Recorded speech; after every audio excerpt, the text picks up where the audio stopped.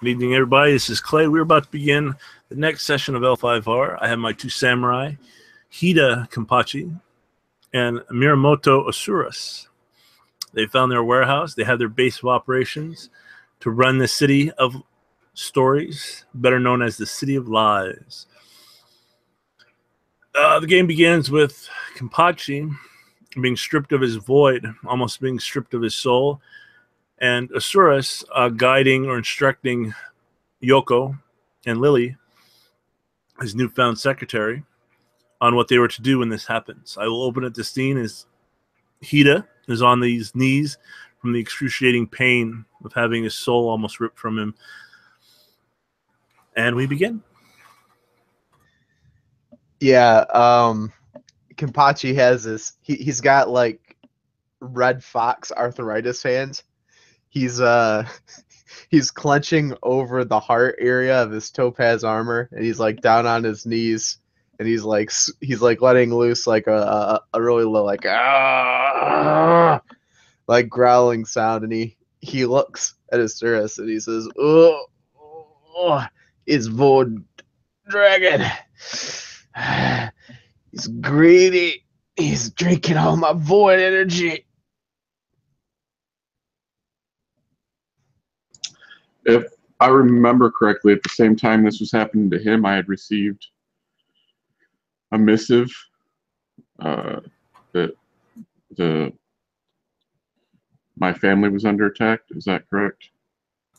Yes, you received a missive that your family, your side of the Miramoto family, had been under attack, and that your uncle is gravely ill. Your father is also gravely ill, or not ill, but gravely wounded. And it's been kind of hushed. And it's just real peculiar on how this got to you as quickly as it did.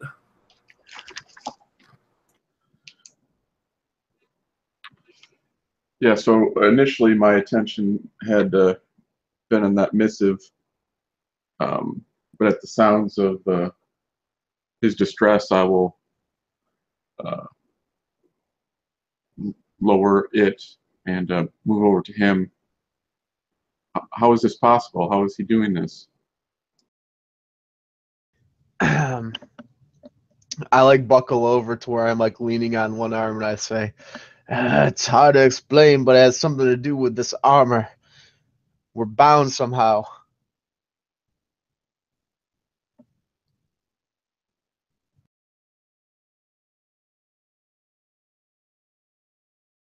Go ahead, George, now that you're kind of looking at him and everything else, go ahead and give me an investigation roll, perception investigation.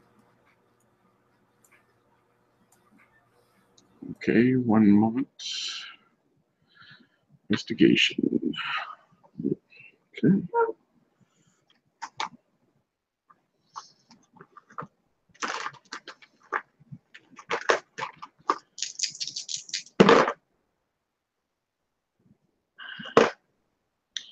So, only 16. That's good to notice to see. You see, or you can see skin on Kenpachi's neck and other locations that you can see. It looks a little swollen.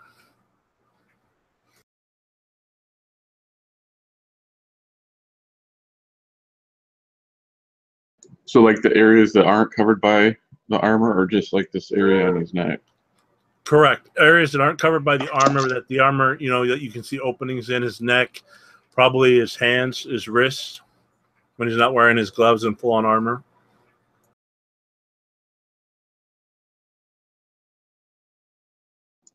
So upon discovering that instinctively, without thinking, I'll just kind of poke it and say, does this hurt? Has this happened before? Oh, yeah, hurts. My hand digs into my armor, and I kind of get that look on my face, like from the beginning of Indiana Jones and Crusaders of the Lost Ark, when that dude like reaches in and grabs that amulet of Ra out of the fire and it just like sees and burns into his hand. And you can see like a little bit of smoke like rising from the padding underneath my armor. And I say, he's drinking my vital life source. He's in combat. And I grip my teeth like really heavily. He's fighting some kind of dangerous foe.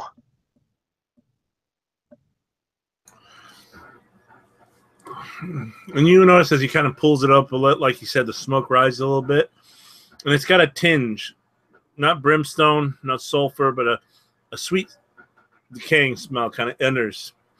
And then it kind of goes away. That swelling you see just kind of goes away as well as his color comes back to him.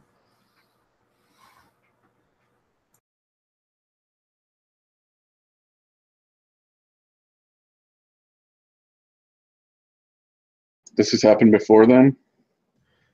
I'll fall down on my ass and start panting.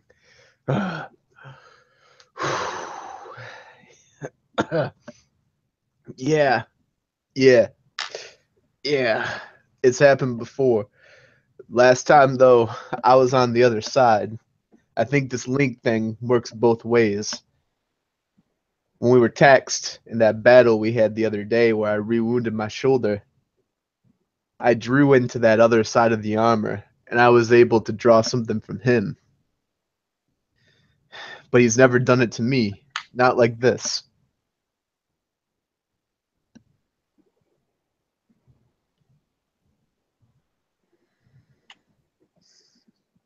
Is there nothing that you can do to prevent this? I could take the armor off, but I don't think there's anything left. And I look, Kapachi looks like he's just done the baton death march. I just like slump over and like lay on my back, snow angel style, and let out like a long exhale, like a bellows.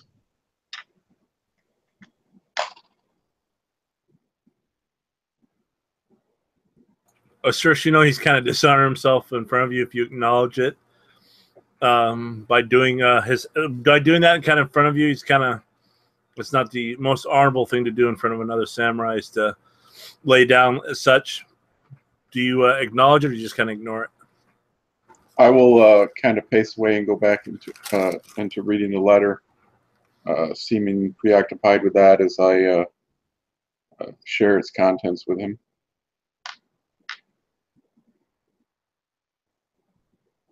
You reread the letter, and it says, your father, you know, you kind of were reading it and you kind of got excited, but it says that a group of individuals attacked the Dragon Miyamoto castle. 6 to be exact. They got in while your father and your clan champion were in a meeting. Don't know what the meeting was. It's not mentioned. You kind of look at the writing, and this was written out today. That's when you kind of clicks. The guy that gave it to you, you saw that he had a tattoo around his neck, his chest, going to his leg, crossing from right to left. And you think that's the centipede. And you heard tales that in a day, a monk with that tattoo could run around Rukugun in a day without stopping. So, yeah, after sharing the contents of the letter, I will also share about the tattoos. And I don't believe the timing of this letter and what you're enduring is a coincidence. Yeah, Kapachi nod his head. I think Void Dragon has turned on his own clan.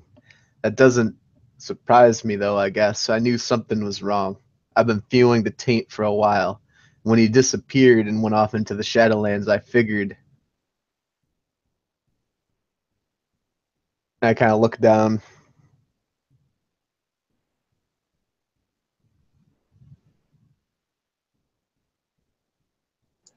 he will have to be dealt with. Yoko, Yeah. Hearing what you guys are talking about, is father okay?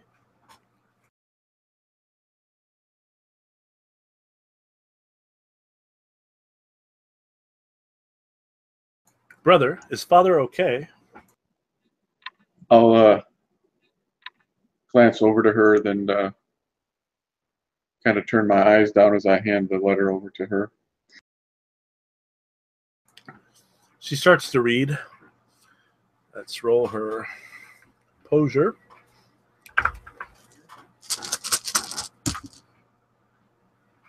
Nope. She starts to tear up. Do you guys acknowledge it, or do you kind of just let it go?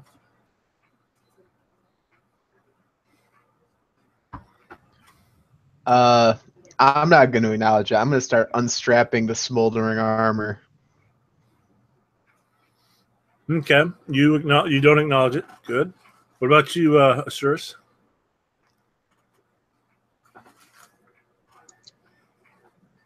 It'll be pretty easy for me to ignore it, kind of preoccupied with my own thoughts regarding the matter.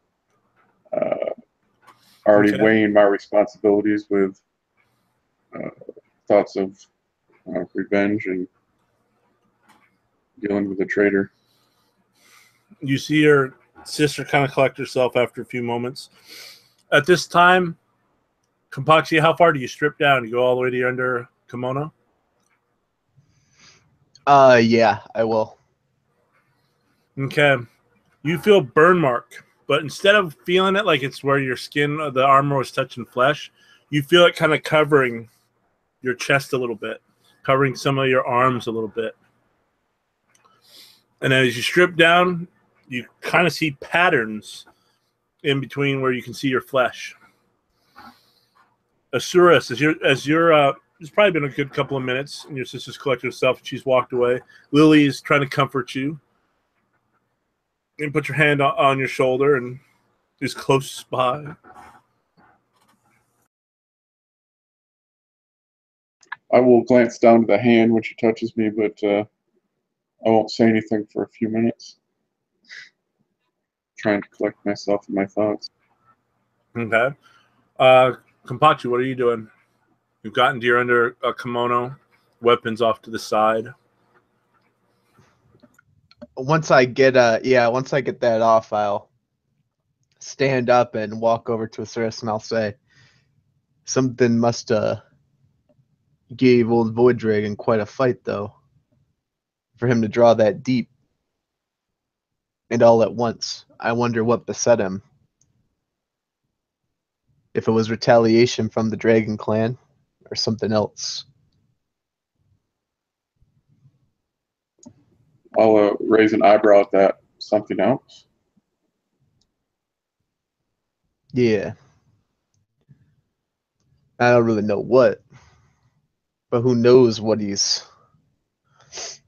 And I scratched my collarbone. I say, I guess I really don't know.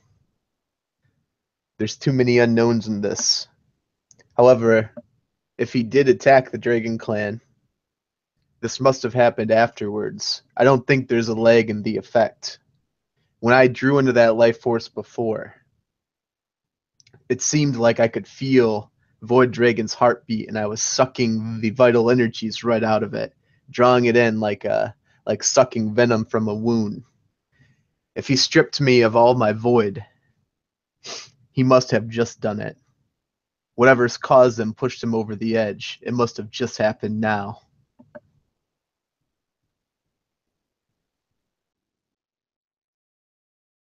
And at that point, as you say that, and you're standing there, you see your arms, Kampachi. Are you short-sleeved or long-sleeved under kimono? Ooh, long sleeve, Tom Cruise style, Last Samurai. Okay, you feel burnt. I mean, it's on your bicep, your forearm, your backhand. It's just you feel burnt. Your chest, and think of a burnt victim, but think of an octopus, and that octopus kind of smashed into your chest and wrapped his tentacles around you. That's where you feel the burn but it goes up in your arms, your biceps, down your back, these tentacles, and mainly in your chest and your abdomen is where you feel that burn. And as you're kind of, you're talking back and forth, and the burn is starting to go away, but you feel stickiness. You feel as if, like I said, a burn, and it's starting to heal a little bit. It's getting a little itchy. That's when a short woman, you guys can both recognize as an Edda of the Scorpion, is rushed up to your guys' front door. You don't even have your sign or anything else, but you've already learned in this city, news travels fast. People know who people are, especially in these different little communities within the city. And you, Emerald Magistrates,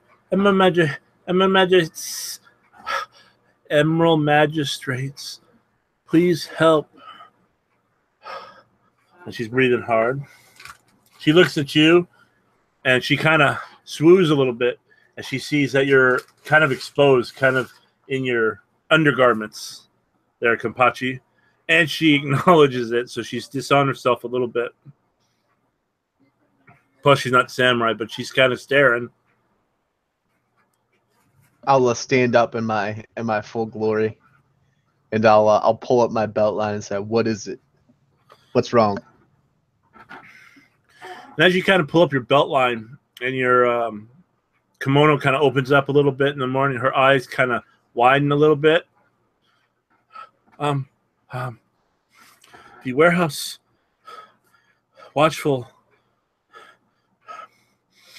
The warehouse was attacked by armed men late last night. The supervisor, the woman that works there requests your assistance. And then she kind of just starts breathing real heavily, as if she ran a great distance. Where's this warehouse at? Just some distance to the south. Please come. I'll turn and look at Asuras and say, "You want to go take a look?"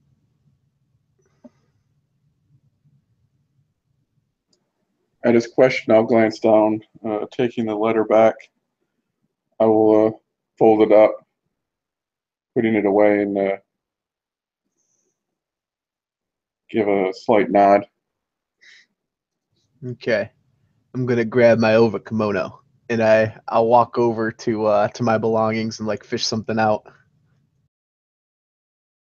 But I'm not gonna put on the topaz armor again for tonight. Okay. Not a problem, Topaz Champion. You guys make your way, you and your under kimono. Asuras fully armored up. Correct. It takes you guys about 10, 15 minutes. Unless you're rushing, it takes you a little less. You come upon a warehouse district in License Quarter. It's a one-story building. It's got the decorative tile roofing that slopes up, makes a point in the center and slopes. And it has double doors, and it has a side door, Soji screen. And the doors are open, and you see bags and bags of, you're in a warehouse, and you just see these, instead of rice bags, the smell of opium wafts over to you. And you see bags and bags of opium, and 5 or 6 have been torn open.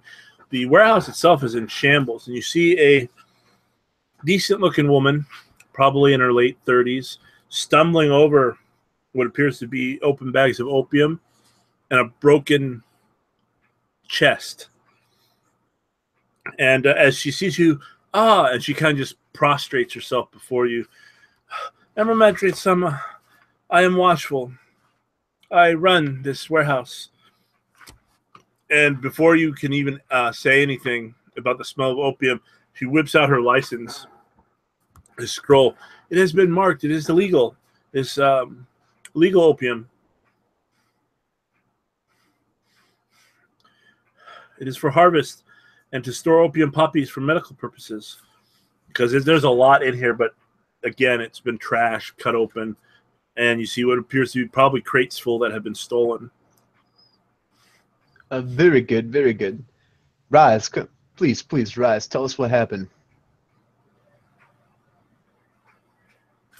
Yeah.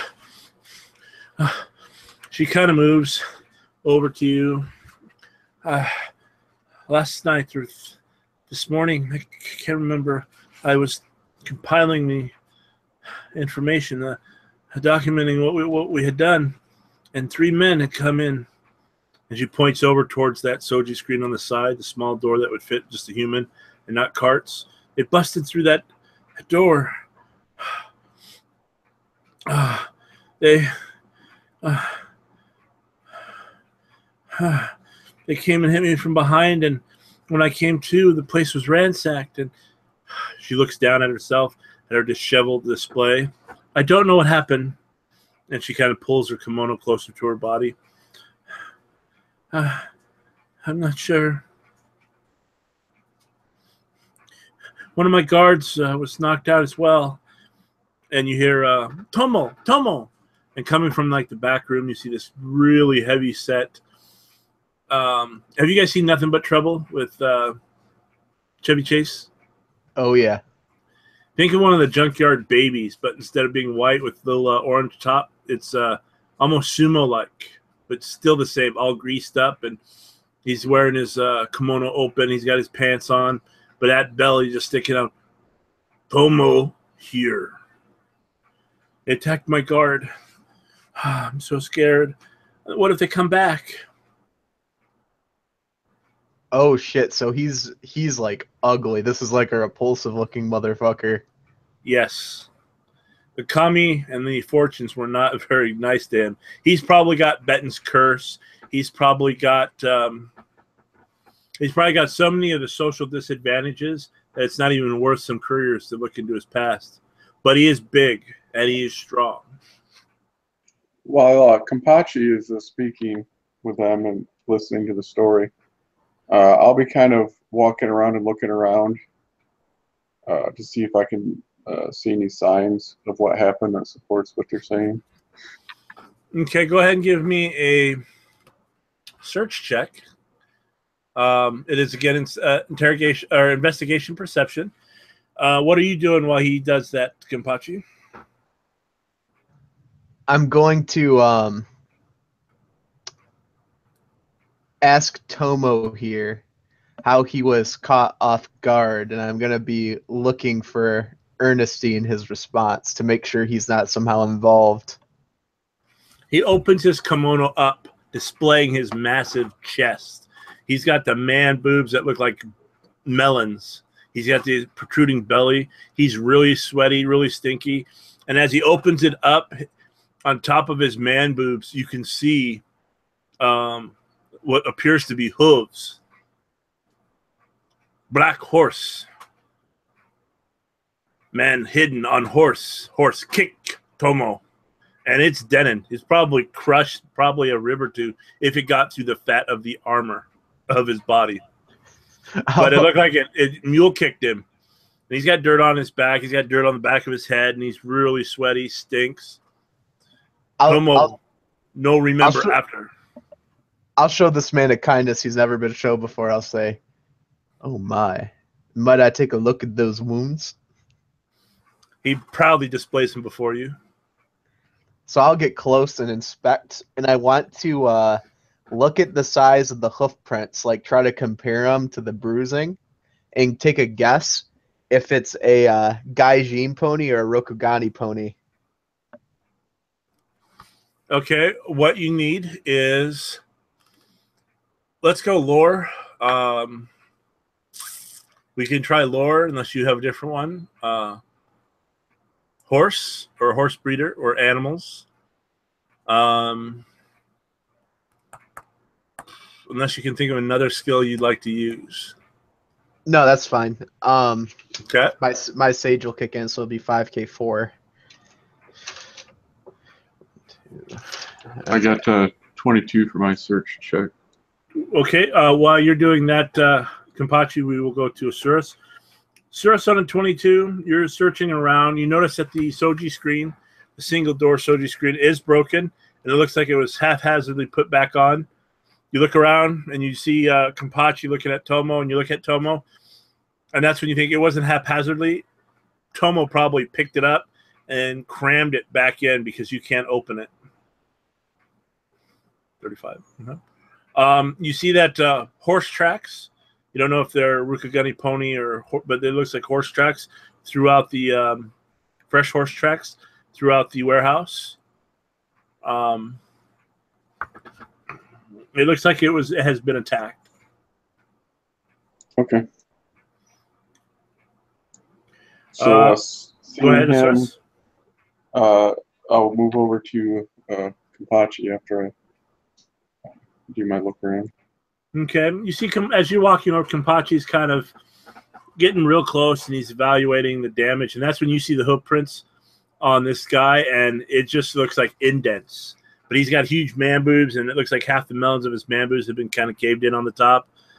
You see they're swollen, they're red, and they're bruised, as if you could actually see the blood filling it. Still, it's getting through the fat layers and the muscle. Kampachi, you think that he's describing a huge horse with white hooves and a white star on its head. Research check says it's larger than a Rukagani pony. Go ahead and give me. Go ahead and give me a history check. Okay. History. That would be lore as well. Lore history. All right, so it's the same.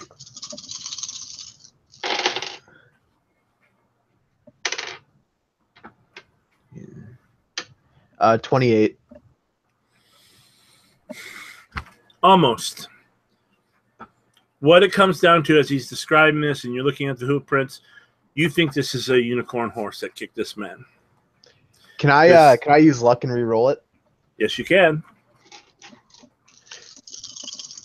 Oh, might as well.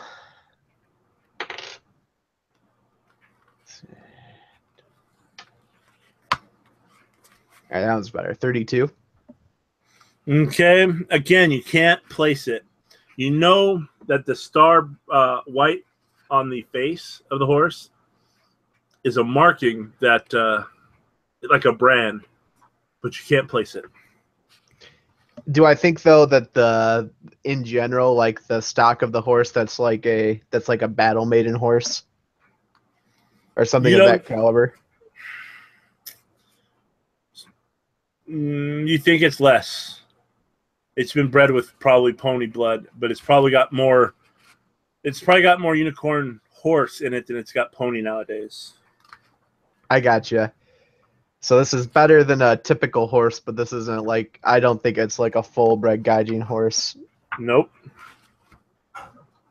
I'll scratch the back of my head and say, whatever kicked you must have been a pretty big horse. You see, Tom? Yes. Monstrous. Larger than 3 men. Larger than Tomo. What did the horse look like? He describes it again as a large black horse with white hooves and a white star in its face. The person riding it, the rider, how were they saddled? Did you get a good look? He turns to you. He turns to Osiris, and as if the lights just went out in his head, he kind of turns his head to the side. What? The way that they were riding, and I give him like a few different examples of how someone might ride a horse, like sitting with like a stiff back pressed firmly against the saddle, sitting on the side of it, kind of like they're doing a like a stance you would use to shoot a bow from horseback, or like almost like standing up in the spurs. You know you're just confusing him more. He was sitting in saddle. I'll look at it, Cirrus, like this isn't getting me anywhere. I'll give a slight nod and to the person that was a woman that Kampachi was speaking to originally, correct? Yeah, so when you guys came, it was a woman. She's a supervisor. Her name is Watchful. And so at that, like I said, I'll give a nod and I'll turn to her and say, Have you had trouble with anyone lately? Do you know of anyone that might have done this?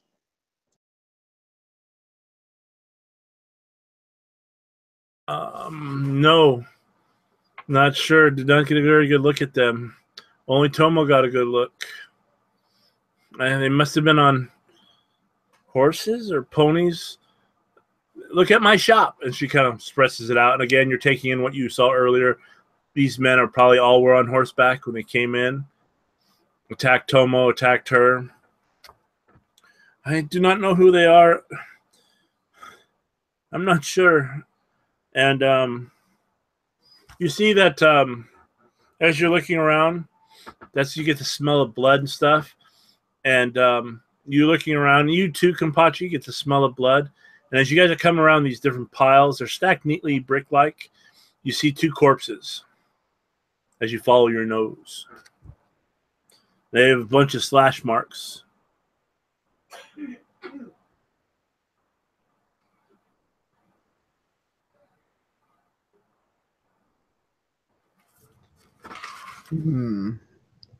It's like this is a full-blown crime scene.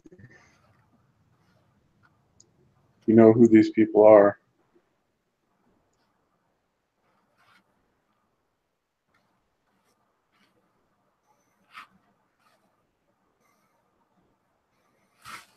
Who are you asking that to? The woman. I have not seen them before. And she still again looks and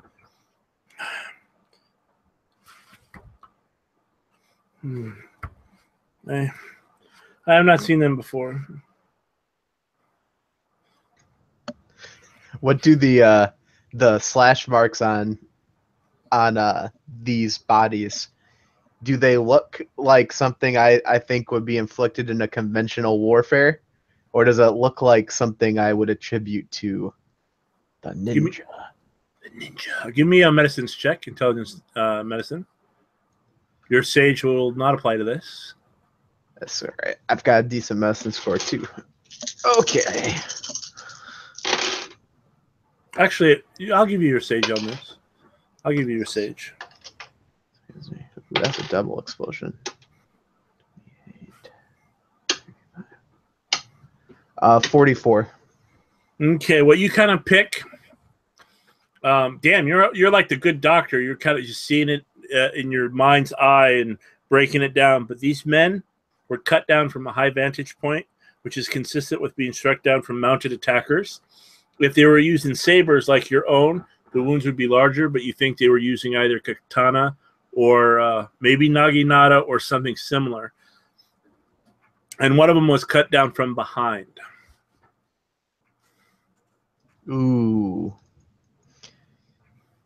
I forget what in this game do they call like the ninja katana skill, like ninja jitsu? Ninjato would be the low skill. You know, you would use ninjato for that martial skill. So I will like lean down and I imagine like the torch is almost like wisp out or whatever's lighting the room, and I'll turn and I'll look at Asuras with a bit of a knowing look on my face, and I'll say, these men were attacked from a mounted steed. This one took a wound to the back. I'm not 100% sure, but I fear that it was ninjutsu.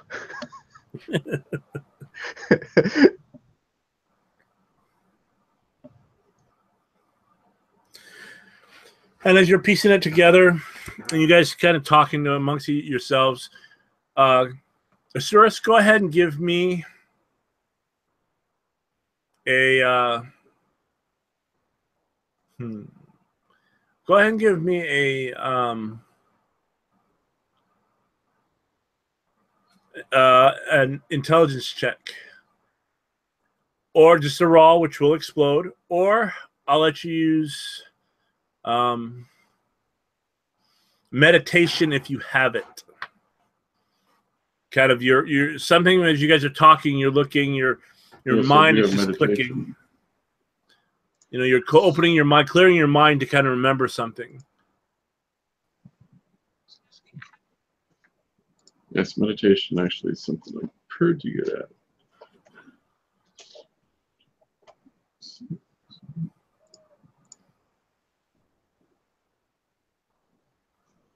Something Kampachi said, and Asura, or not your Asuras, but Watchful said, you just kind of overhearing everything in your mind, something's nagging at you.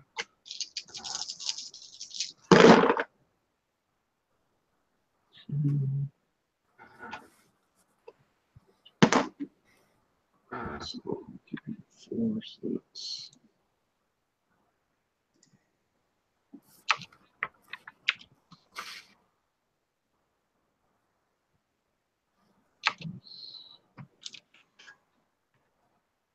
$34. That is good enough. So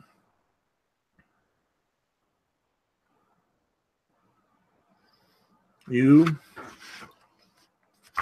heard the horse and the star, and how you heard Kampachi kind of mumbling about like it's on the tip of his tongue.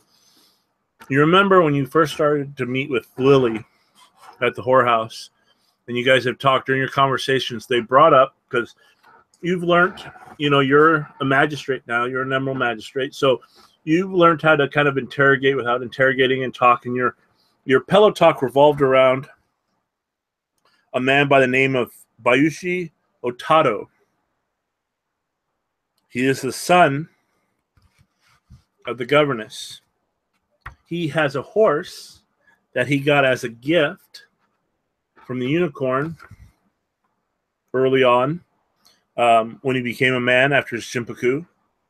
It is not a full-blown unicorn steed, but is close enough.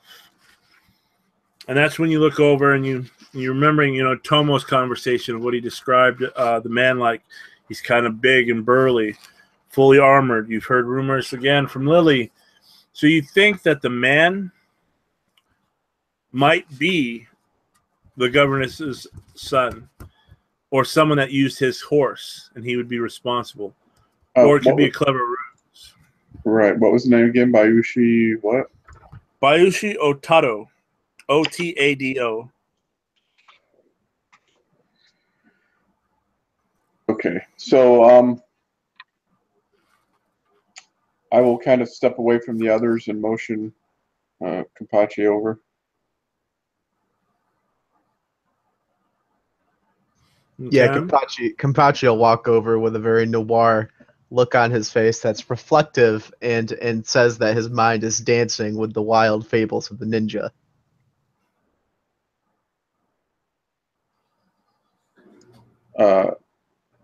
So after a moment, I will say, I've recently learned that the son of the governess received a gift from the unicorn. Quite the steed, as a matter of fact.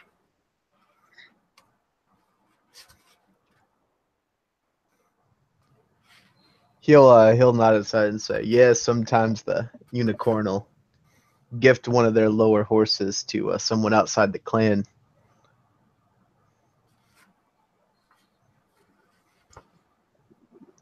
I do not think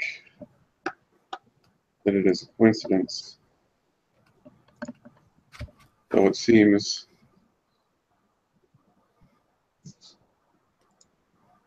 almost if someone might have went out of their way to make it obvious that a horse was involved. The thing is, the horse that inflicted these wounds, he was bigger, I think, than your typical pony, but I don't think he was a true true unicorn pony, like a Gaijin pony. Perhaps bred with Yes, one. that is my information, that it was not a true unicorn steed that the son received. Hmm. How common of information is this, though? I wonder. I'll kind of give it like a slight shrug of my shoulders. What's the possibility that these culprits wanted us to see the horse? Well, I would certainly say that no steps were taken to conceal that fact. Plenty of tracks, the damage done to that one, and I'll just slightly incline my head towards whatever direction Tomo was in. Then again, I do not know how cunning the son of the governess is. Perhaps he believes the position of the governess would protect him from such a foolish thing. I cannot say. Perhaps we should play a game with these culprits. When we attend the governess's meeting with us tomorrow, we should perhaps let on that we're investigating an incident that took place here at the opium house. But let's obfuscate some of the facts. Instead of talking about it as a pony that's strange, that's non-Rokugani, maybe we should act like it was just a standard horse and see if we get a rise out of anybody that's listening.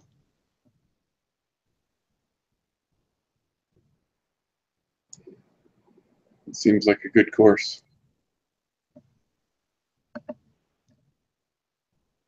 Watchful will come up. So, what can I tell my patroness? What can I tell my lord? I will turn and with a bit of like a morose look on my face, I will say, tell them that I believe they were attacked by the ninja. Watchful just kind of looks at you, kind of, what?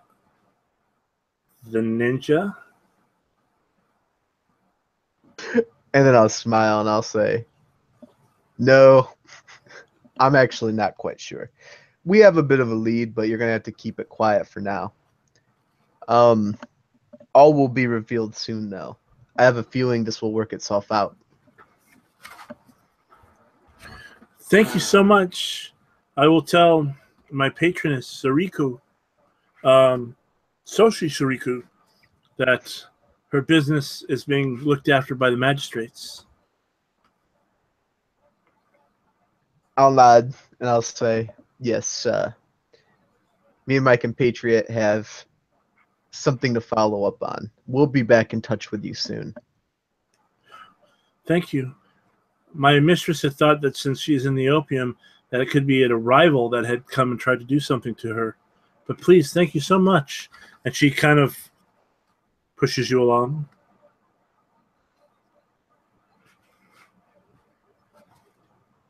Yeah, and I'll, as I leave with them, I'll say, my knowledge of the Unicorn Clan here, this is separate than what the order that this woman's under, right? They have an illegal opium trade, right? No, or is the unicorn legit? The unicorn is legit, and the scorpion, the Soshi, her patroness, she said Soshi Shariku, is running here, and another one is Otado's father, Kuricha, i.e. the first governor, the current governor's or governess's husband who died. So it looks like it's possible. Your mind is present. Maybe it's an opium fight. You know, they're fighting claim, fighting for opium, or maybe they're trying to mess with each other. Yeah, I'll think aloud as like we're walking out, and I'll say it's possible maybe that the Unicorn Clan orchestrated this as part of some weird opium proxy war. But I don't know the layers of the intrigue here. If the unicorn gifted the scorpion one of these horses that was like a partial Gaijin breed, then they would know that they have the horse, and it would be fairly easy for them to set it up to make it look like the scorpion attacked. However, it's also possible that they just used a semi-Gaijin horse to launch the attack themselves, and there's not a double layer here. And it's also possible that perhaps the Scorpion legit attacked themselves.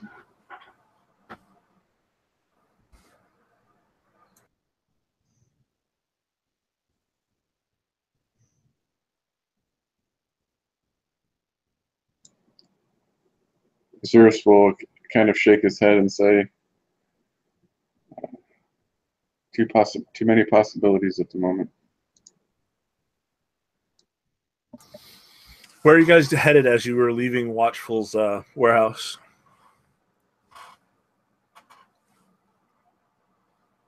What time is it? Between eating, getting your guys stuff ready, finding your warehouse and everything else, it's kind of late in the afternoon, probably about 3 when all this is said and done. How are the stables set up here? Are there like would the Scorpion clan have like their own private stables? Each family, each group of family, you could have whatever Soshi family, whatever your families are, would probably group them together. The inns would have some for visiting samurai. But the different clans that are here would have their own distinct ones in their compound.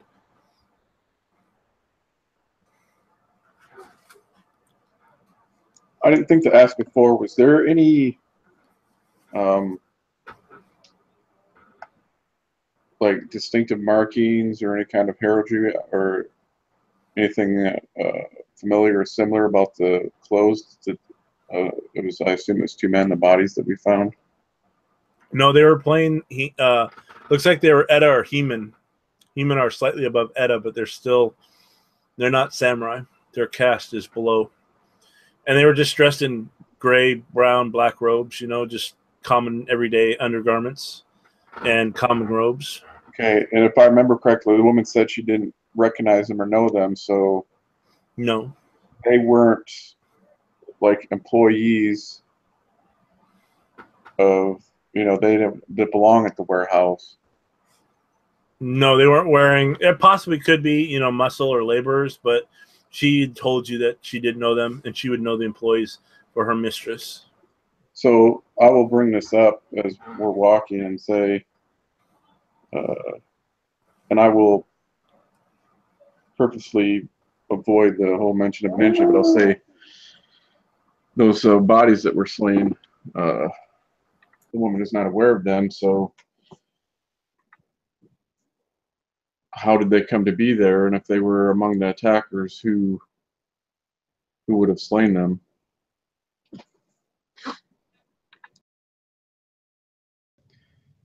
He'll Kenpachi just shake his head. Got no clue.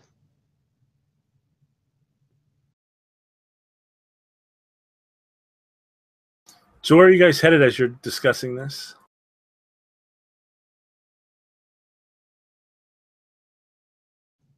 Probably back towards our headquarters. Okay, again, it doesn't take you more than 15, 20 minutes to get there. People watch. They give you wide berth. And as you get back, between going there, talking with her, investigating, some time has passed. You notice that your warehouse has been cleaned. You notice that it also is loaded with different, place on the ground floor where you have your offices. They've got parchment, scrolls, quills. They've got everything you need. You see men, probably 10 or 12, moving about your ground floor. And you hear noise coming from above in the second floor. When you see Yoko kind of directing people and doing different things, Lily seems to be doing an inventory check as you guys approach.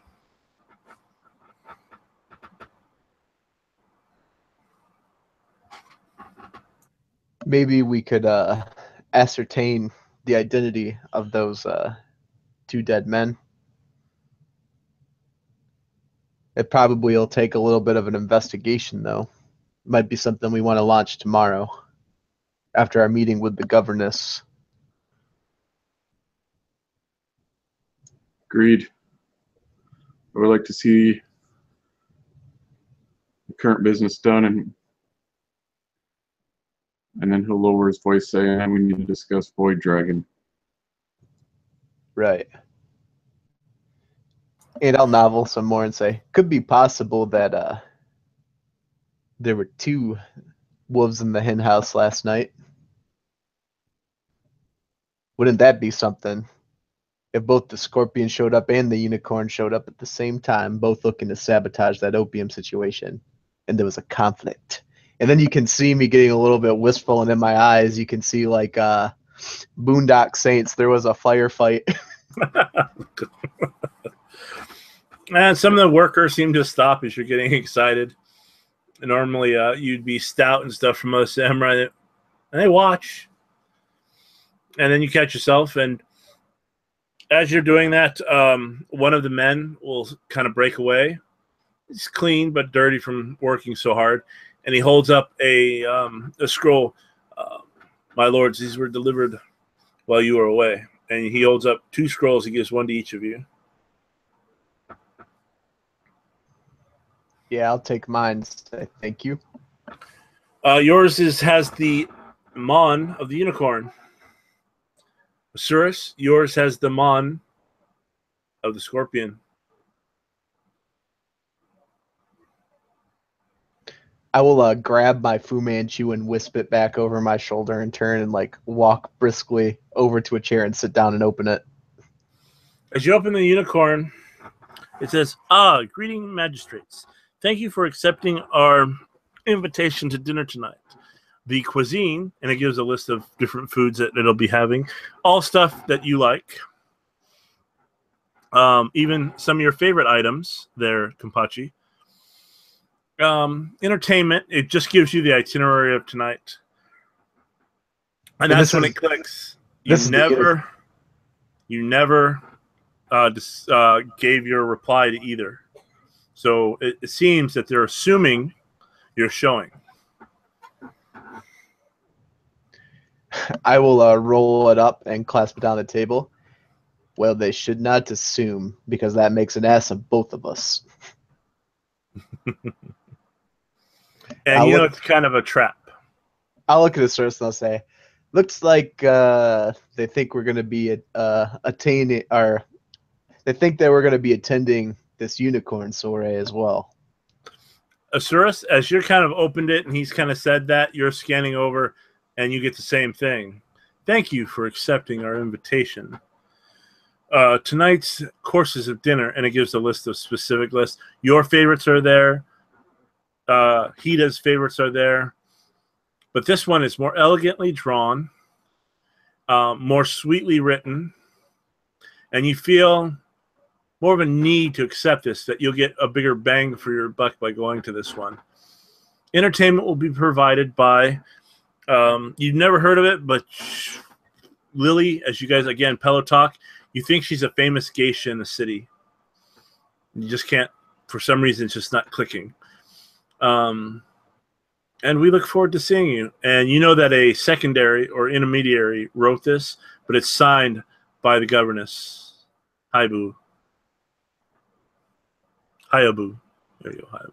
Yeah, so after reading it, I'll smirk and hand it over to Kampachi. You have 2 letters saying that you're both coming to dinner. Well, what's your fancy? We can both go to the governess, or we could split and each go to one. Go ahead. You both can give me courtier.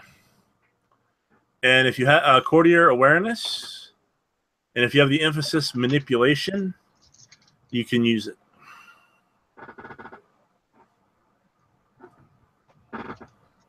Okay. This is another one I'm really good at. At 4K3. I'm going to use my luck.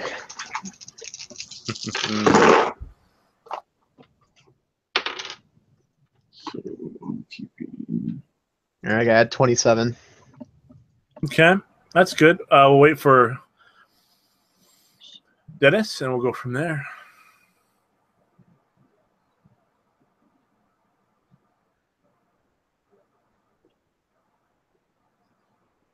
It's a 32. I'll give you one free raise because you.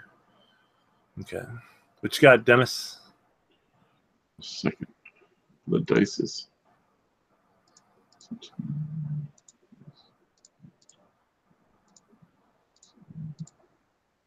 33. Okay. As you guys are thinking about this and whatnot, if you don't show to both, you're going to dishonor the one you declined. The man that goes to the meeting, you're picking this. This is what you're both getting, and I'll break it up and give what you got, the rest of what you got, and then Dennis, you'll get what I give to Andrew and a little more. But basically, you both know that this is a trap. Since you didn't write or send any notification that you would only be attending this one and that your obligations to stop you from going to the other one, they assumed, which is in their right to be, since their station is higher than yours. Even though you're Emerald Magistrates, your station is only a 3 or so. They're about 4 or 5. So you know you got trapped. Kampachi, you know, because of your Scorpion training and everything else, you know it's a blatant trap that they probably do to a lot of magistrates just to be pissed off at who doesn't show. And what wonderful timing that the 2 clans that are inviting you to this are the 2 that are suspected of fighting for opium.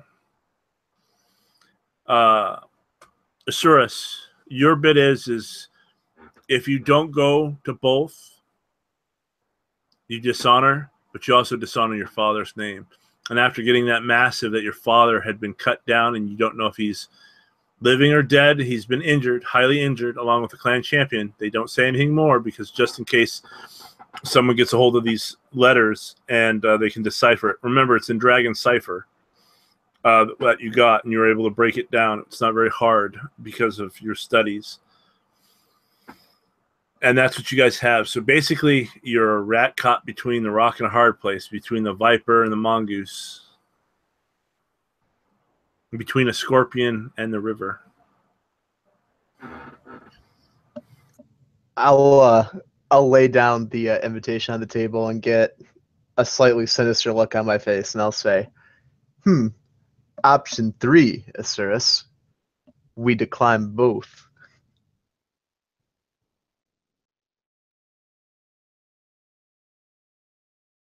Well, we do have a couple of recent murders and a break-in to investigate. We've been set up here in this trap where we're screwed if we do, we're screwed if we don't. It's some kind of weird net game. However, if we upset them both equally, the status quo stays the same. Sure, we'll look like asses, and our honor will take a bit of a hit here in the town. But they can't say that we show partiality.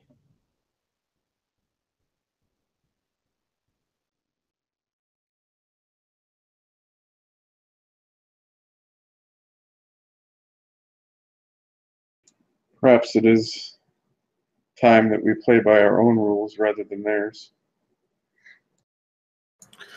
Yoko comes up as you guys are discussing this, and I imagine you're not being too quiet about it, and says, brother, Kampachi-san, why don't I go to one? And you know she's just trying to be part of the group. That she thinks she's a courtier.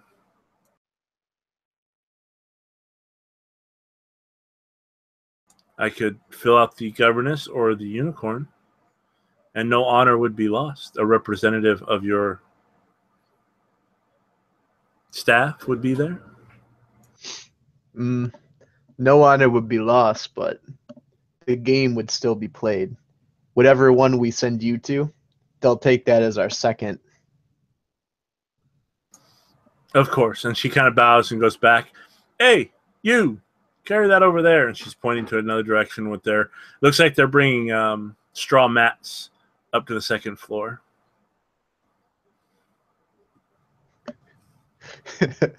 I'll raise an eyebrow at Asuras and say, option 4. We invite both of them here.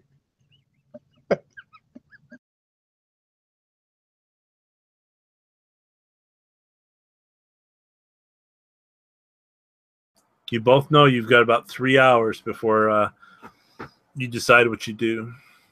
And then if you are going to one, you know the right thing to do is to give the host a gift.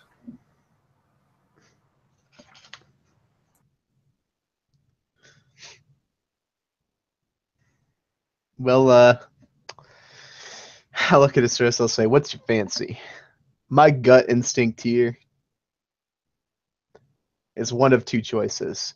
Either we go to only the Scorpion, or we don't go to either.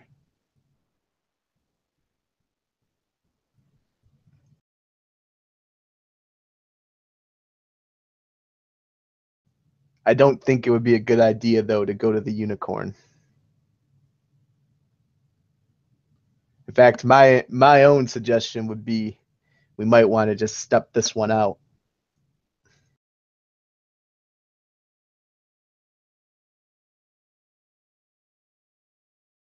So, what would be a quote unquote acceptable reason to no show for something like this? Is there such a thing? If your duties involved where you couldn't show and how you worded it, your response would have to be said in such a way to not piss them off. But again, it won't go directly to them, your response. It'll be gone through their, basically, you're going to be playing telephone. It's got to go through a guard. Then it's got to go to a courtier. Then it'll probably go through another guard, Yojimbo or whatnot, or an advisor, and then it'll go to the main person. But again, remember, you guys never canceled or told who you were going to go to. So as the day happened and everything that's been bothering you guys, the stripping of the void from Hida and everything else, a response wasn't given. So they both, which is accurate, are assuming, since you did not respond that you were not going, that you would be going. So they are preparing a place of honor. That's the whole point of having the dinner for you, welcoming you to the city. Probably trying to bend you or to get your ear on things and to test you out. But it's a little late to cancel. Whoever you cancel on, you're going to, again, piss off. All right, Osiris, option 5. Instead of either of us going, but opposed to neither of us doing anything at all, we send Yoko to one and send Lily to the other.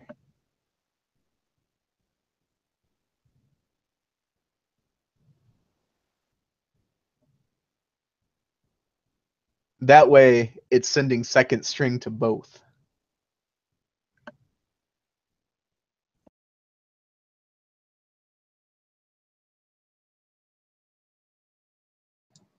That is true. They'll be angry, but they'll be equally angry, and they can't claim favoritism, and they also can't hit us too bad by smearing our reputation because we did send a representative.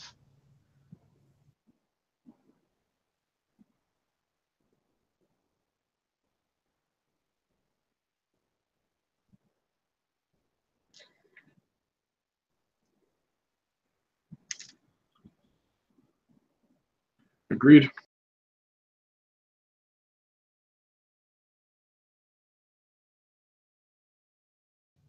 I think we should probably...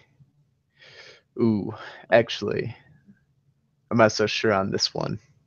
It would make sense, obviously, to send Lily to the governess. However, because Yoko is still currently in the body of that otaku, it might cause some issues if we send her to the unicorn.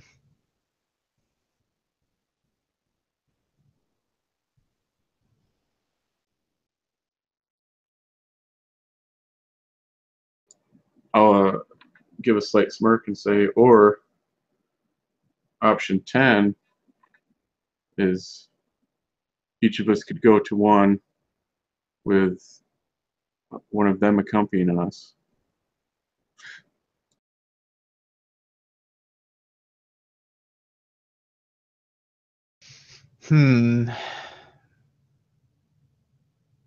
That's going to create perhaps its own issue, though, too.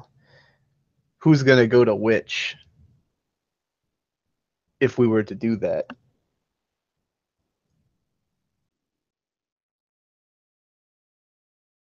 Well, what is your current standing with the scorpion and the unicorn? Bad.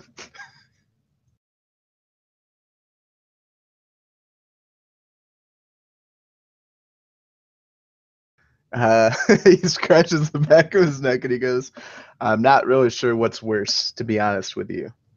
I've had blood feuds with the Bayushi family of the Scorpion. I studied in their school. I've irritated some of the more powerful people in their clan, but I left the unicorn.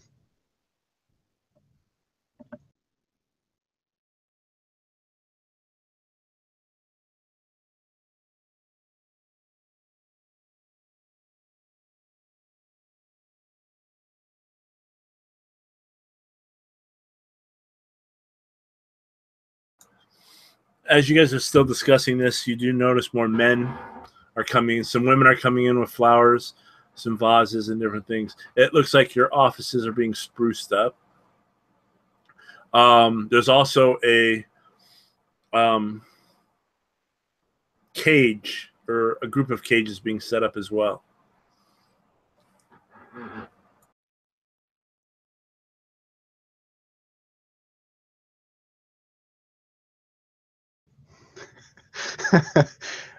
Okay.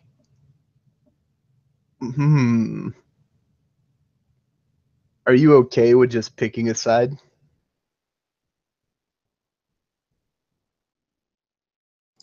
Yeah, I mean, I don't really have a preference. I mean, whichever, picking a side, going to neither.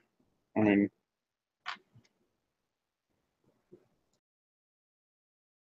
And there's legitimate power here. And then there's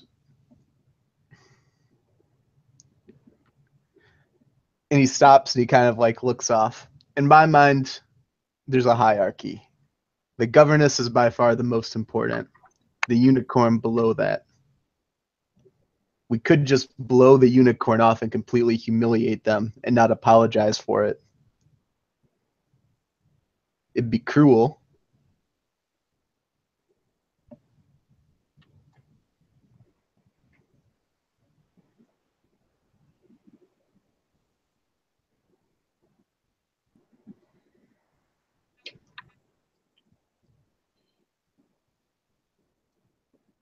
well, it is not as if they did not know what they were doing,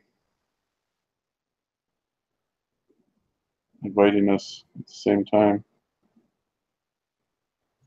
True.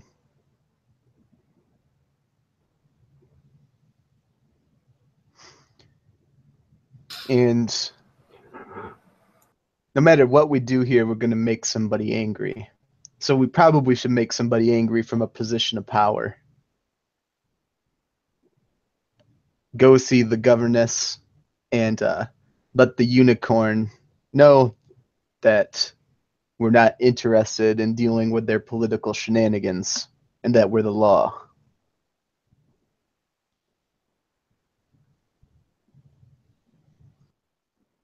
I'll nod.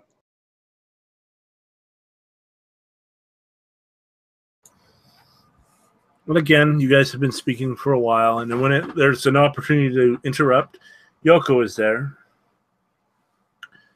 Greetings, brother. Greetings, Hida-san. It seems that you should rest before your time. Hida-san, you look quite pale. She takes a step forward, a little out of character. Again, she's probably taller than you. And it looks like she wants to put her hand on your chest, but she knows that's not the right thing to do. I have prepared tea. Please come. And she kind of turns and walks away. Lily approaches and does the same thing to you, Asuras. I have prepared tea, my lord.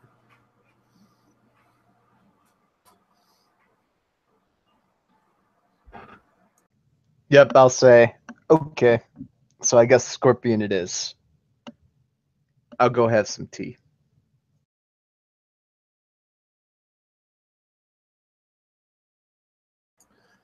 And you, Asuras, do you allow Lily to lead you away? Yes. Okay. Are you? We're not going to do a roll here. You both are led to the third floor. It appears that it has been broken. It looks like on the second and third floor that the soji screens and everything else can be folded and moved. So you can turn it one big room. You can turn the top floor into 4 smaller rooms, 2 rooms, 3 rooms. You can really break it up. And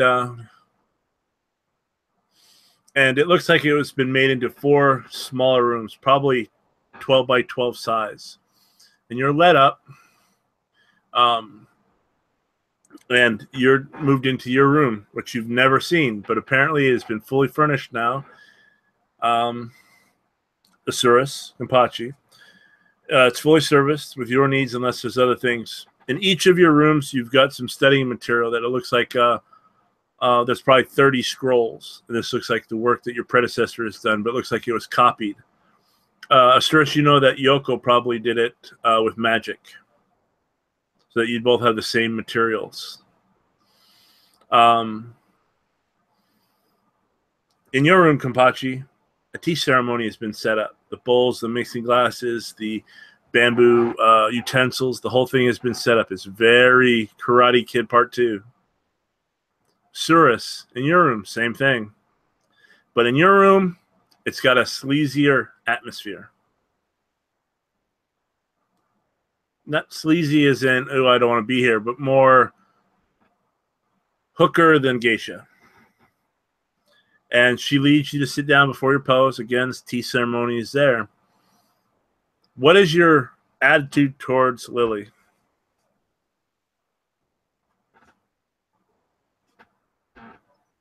Since you've met her in the last, day or so?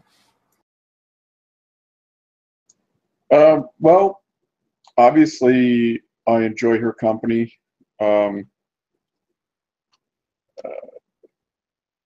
As with that brief conversation that she and I had that first morning, I'm a little suspicious of her motives in the relationship to her mistress. But like I said, I do like her and I do enjoy her company. I'm just, as I have been in the past, quite practiced at being guarded at a certain level, which I will maintain until I, get to know her more, to know how much I can trust her. Okay. Again, she has that air of, she's willing to tell you whatever you want to know and everything else. And she starts the tea ceremony. In the next room, Kenpachi, the tea ceremony begins. But you're actually made to wait 15 minutes before it starts, as Yoko goes away and comes back, and she's fully in dragon kimono. This is a dragon ceremony that she's performing. She's got the get up and everything else. It looks like she had it set up. You think it'd take at least 2 or 3 helpers to do some of the stuff she's done. And you both had heard a giggle kind of coming from both Lily and Yoko when they were preparing, and they've entered back into the rooms and stuff. But she comes back and she's starting to perform a tea ceremony. What are your impressions of Yoko since you've known her and the change of her now being in a unicorn body? Very awkward little sister that's beneath me. Okay. But I do not want to upset her. Okay, she is gussied up. She's got, you'd think she's trying to pull a geisha on you, but she's all gussied up as she performs a tea ceremony. I need you to, both of you, if you have tea ceremony, you can do tea ceremony void and roll that. If you don't have tea ceremony, it would be just a raw void check.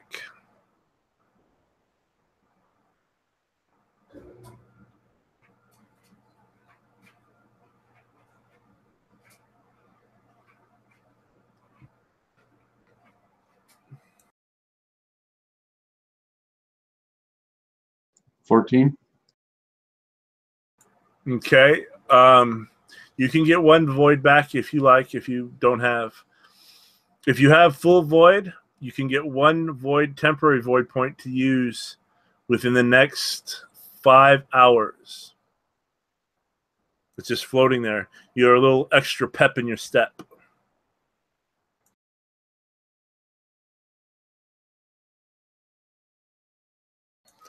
And you, Kampachi. I got 21. Okay. You get 2 void back. And what I need from you is a earth roll. Okay.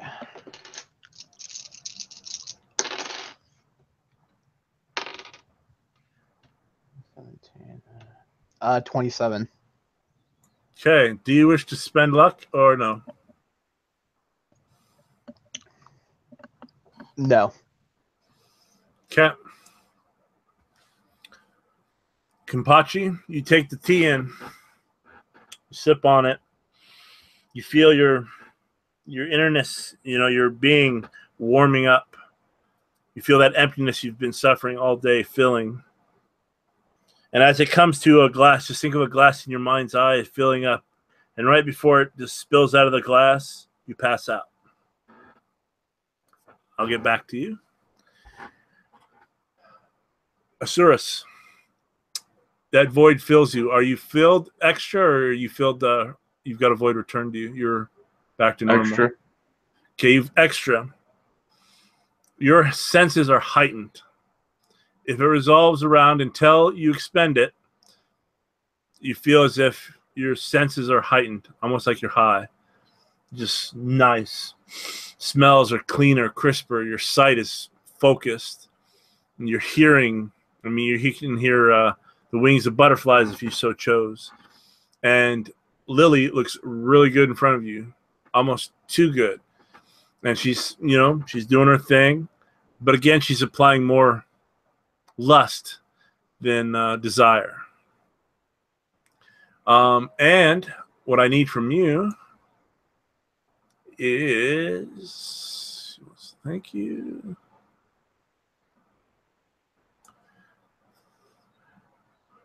I need a sincerity awareness roll. It is going to be a contested roll versus her. Sincerity? I do not have that, I do not believe. Okay, so you can spend a void, and that a feeling will still remain. You can spend a void to give yourself the skill 1K1, or you can just try to see if you can do it off of awareness.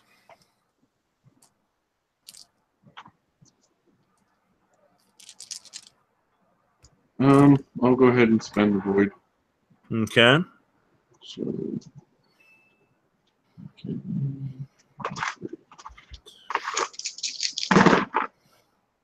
Oh.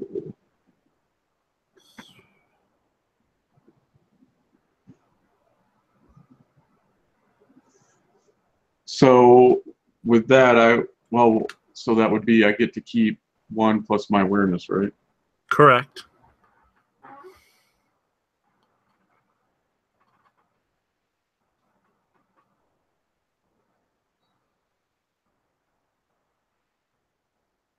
$32. Okay. The mood is right. You're feeling great. She's just like at the strip club. The fantasy is coming to life. She's doing all the right moves, and your guard is getting down. And basically, you are seduced. So you guys are you're not doing the nasty or nothing, but you are going to be predisposed of touchy, feely, kissy stuff. Your young lovers kind of stuff. And that's what begins after the tea ceremony. And as that happens, we'll cut there and go back to Kampachi. But you are good, and the void is restored. So again, you're tapped it back in where you're almost filled up again, overflowing. But we'll get back to as that ends. Kampachi, it's dark. You smell cherry blossoms. and then blood. And as you open your eyes, you find yourself in a chamber you've never been in. Actually, I take that back. You and Void Dragon were high school buddies, weren't you? Or young kid buddies, weren't you? Yes. You recognize the chamber. And as you look over, you see Yojimbo in dragon colors, Miyamoto colors. Dead. Their body spewed over, guts hanging out of their chest or their stomachs. You know, some heads severed. And you see a few cherry blossom petals. And you are in a main chamber of the Miyamoto castle. And you're scanning around and kind of looking, and you think you hear movement coming from one of the doors in the side, covered by tapestry or cloth. Again, big dragon. Really orient designs of dragons, blades, battle scenes. But you're in the main chamber of the castle, of where he would host his guests or his gatherings would happen. You don't see the Miyamoto champion. What do you do?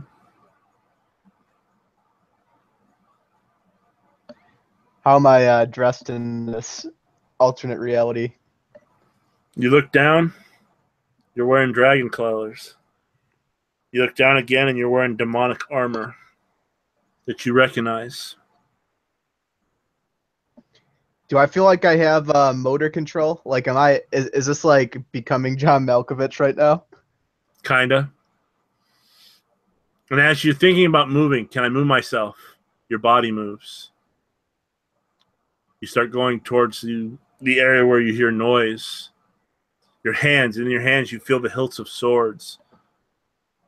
You've never felt the hilts of these swords. And as one sword in your right hand comes up to move, you see twin sister blade move aside the curtain.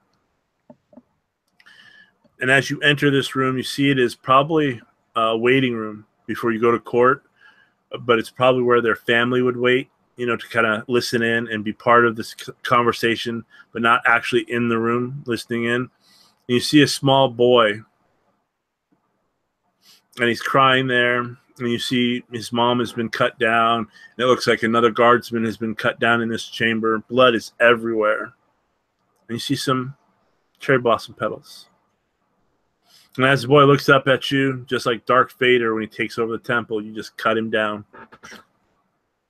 This goes on, what you believe to go be hours, and you're just going through the house. And it looks like dead body after dead body. And when you hear the sounds of soldiers coming, you hide. You hear in your mind, you hear a voice that you recognize as the mistress's voice. Come, my love. I'm giving you what you want. Outshine your father. Take what is yours. Your time is short.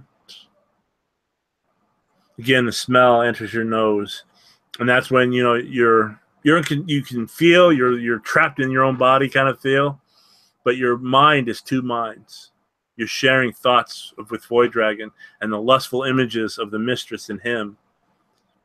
Another thought is him standing before a pale man that's towering over him. Again, Rukugani, but he's got the hair tied back, his eyes glowing with power as he reaches into Void Dragon, bonding his armor within him, burning his flesh. You feel that the memory of your flesh melting with your armor as you cut someone else down. And as you enter the chambers of the champion and his wife and his family, you know he's on the other side. And that is when you wake up. When I was inside of him, did I get to feel some of the power he's been given? Go ahead. That's a good question. Go ahead. What would be I'll give you investigation awareness, because you're trying to be aware. You're investigating the body that you're in, memories, thoughts, feelings. Okay. Ooh, that was pretty good actually. 18, 20. 45. Okay. You're piecing things together. Do you have Sekenjalore or Spellcraft? I have Sage, so I do have Shigenjalore, but I don't have Spellcraft. Go ahead and roll that too. Okay.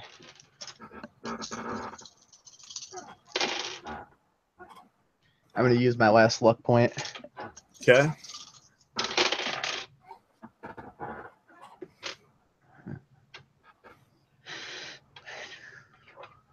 Uh, 32. Okay. Your question was what kind of powers and things the body had, yeah? You look back at the memory of, when he met that guy and his armor was burnt to him and he was covered in blood. You think, it's a Maho Tusky user.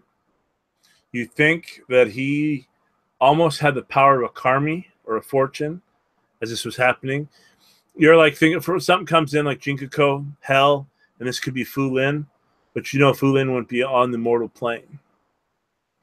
He may have empowered a mortal or whatever that guy was. You think that that Void Dragon is possibly tainted by what you rolled. You don't know. You just know that during the vision of the dream, you were struck, and it was just like your skin was stone, and you just killed. I mean, this is what is that? What is that movie Henry, where you're actually riding as if this was a documentary movie. You feel that he is really corrupted. Void Dragon has gone off the deep end in corruption. Some of the images you remember is he's had sex with a mistress, and you're tied in with him. What else is it? You think that he has a possibility of flight. Ooh, how did I interpret Void Dragon as feeling? Is he into all this? Is it was his bargain like a pleasant outcome for him? Is he intoxicated with this power? Does it feel good? Yes. Ooh. Think of not the rage of like a Sith Lord or whatnot, but he is still samurai. But he's given, instead of being stoic and loyalty, his loyalties have shifted. He doesn't care about clan. It doesn't bother him anymore. Something does. You don't know if it's the mistress, Fu Lin, or something, but he's given his loyalties over. He is the dark samurai to something, and he's very happy. As he was killing everything, he was happy about doing it. Did I sense when I was in him that he was aware that I was having that experience? No. But when the armor burnt, you felt that as well. Inside, you felt that burning. And then when you're back in your body, you feel that again. And that's when you notice as you're kind of coming to and stuff, and you're thinking about the power and everything, your kimono is displayed. You think Yoko may have tried to seduce you, and it never worked. But your kimono is open, and it's not a tattoo. It's a brand that goes from your belly up to your chest, to your biceps, and it's a dragon. Think of a Dragon Ball Z, how he just curves, the body curves onto your stomach, and the head is on your chest. His arms are reaching, but they only go as far as your biceps. And the tail kind of winds itself around, and it's on your back. But it's a brand burnt onto your flesh. You think that the armor, whatever connection the armor allowed you guys to have that was cleansed or clean, was transferred. So you think, wearing the armor or not, you're already linked. So you don't feel tainted. When you were in the body of Void Dragon, his taint was like he was swimming in tar as his movements. He was still fast and everything, but it just felt like the body was covered in tar, fresh tar. And you don't feel that.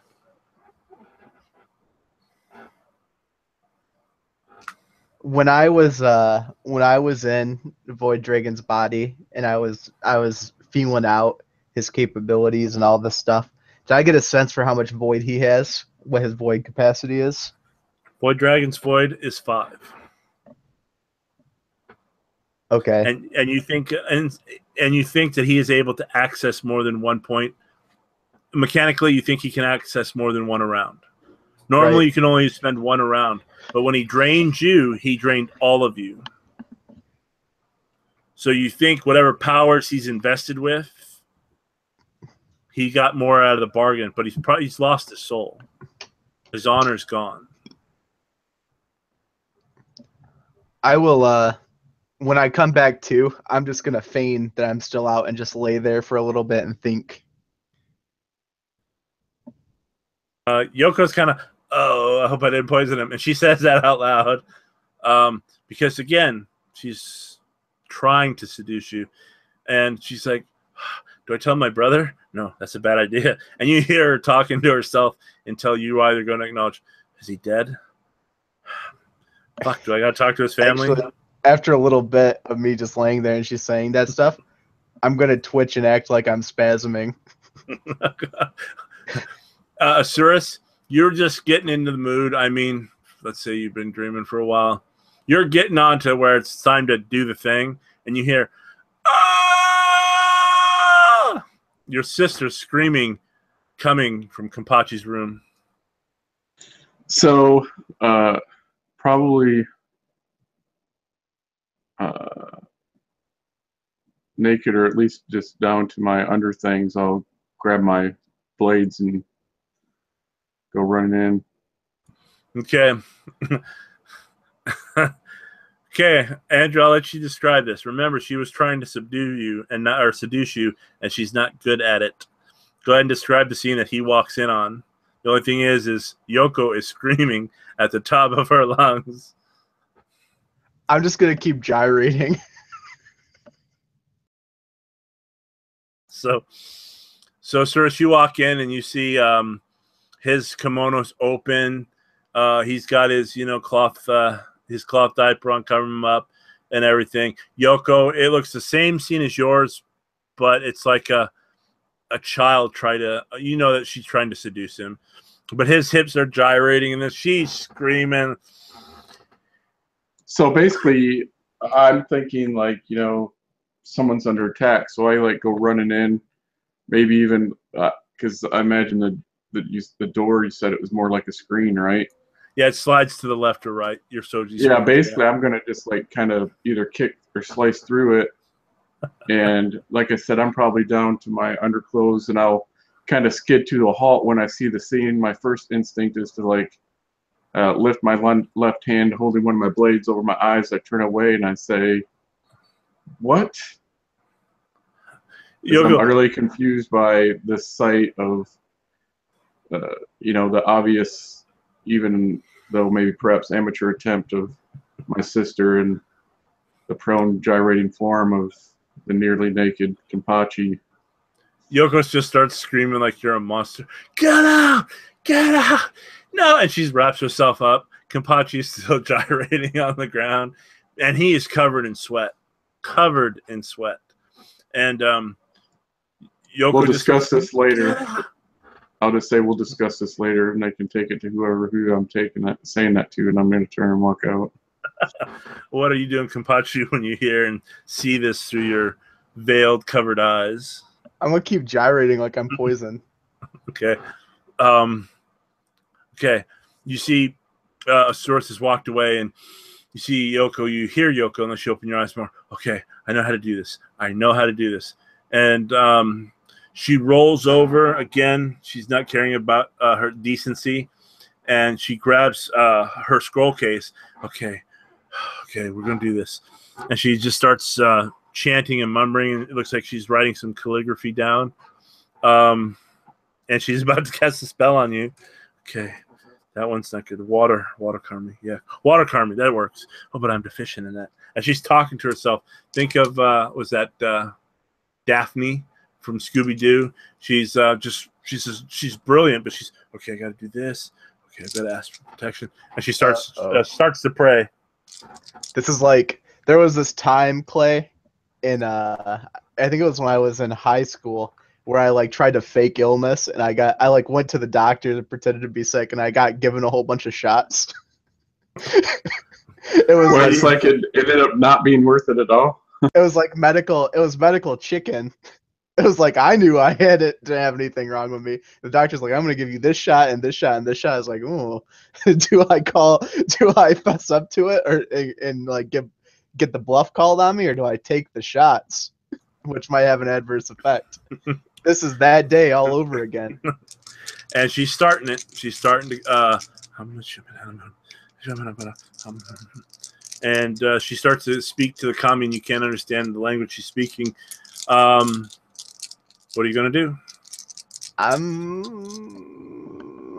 I'll take it. It's taking the shots. Okay. That explodes. Ooh. Okay. Your body, starting from your toes. Think of yourself that your feet are asleep, and they get that tingly feeling, and it starts to move its way up from your toes up into your thighs, into your calf, and it starts going all the way up. Now think that you have a priaprism as it hits your hips, and it's just radiating through your body. It feels really good, just a tingling feeling, but it doesn't go away. It doesn't stop as it climbs. It just goes all the way up your body, and it feels better and better. What if you're going to remain as if you're unconscious or still kind of convulsing? I need deception. You're going to have to give me a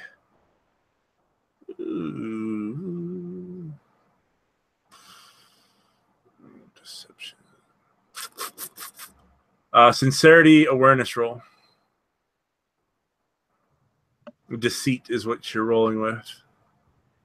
I want to do deceit, but I don't want to remain faking it. I want to fake that this has cured me. Okay. Go ahead and roll. Okay. Awareness. And are you going to wait till after she finishes her spell or during the spell? During the spell. Okay. And this is I get Benton's for this, right? Yes, you do.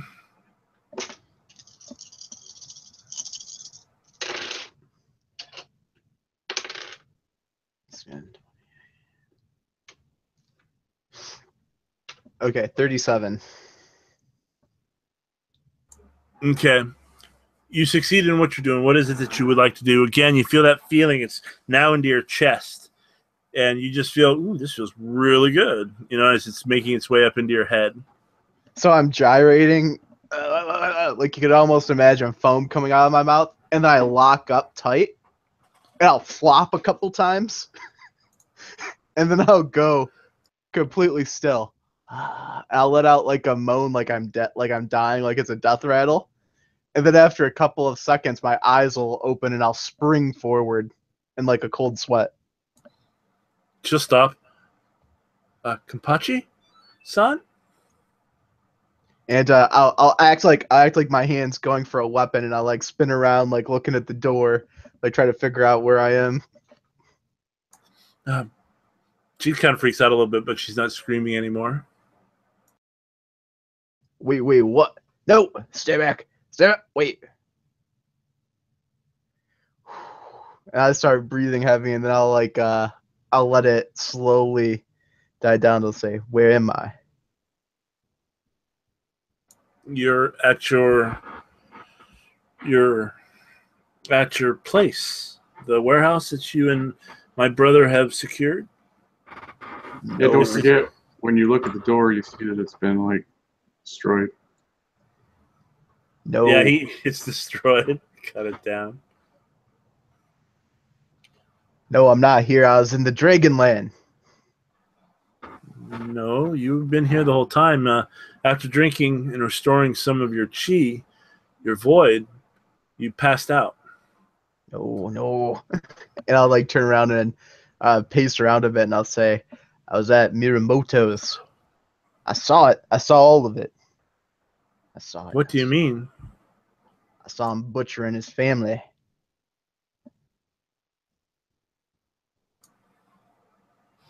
She looks at you kind of horror-stricken, And you know that crazy people, they usually get sent off to a monastery for the rest of their life. Yeah, my hands are like doing crazy person hands, and I'm turning around and go, oh, I could feel it. I could feel the hands of that concubine. She kind of looks at you now. Instead of being, now she's upset that you're concubine.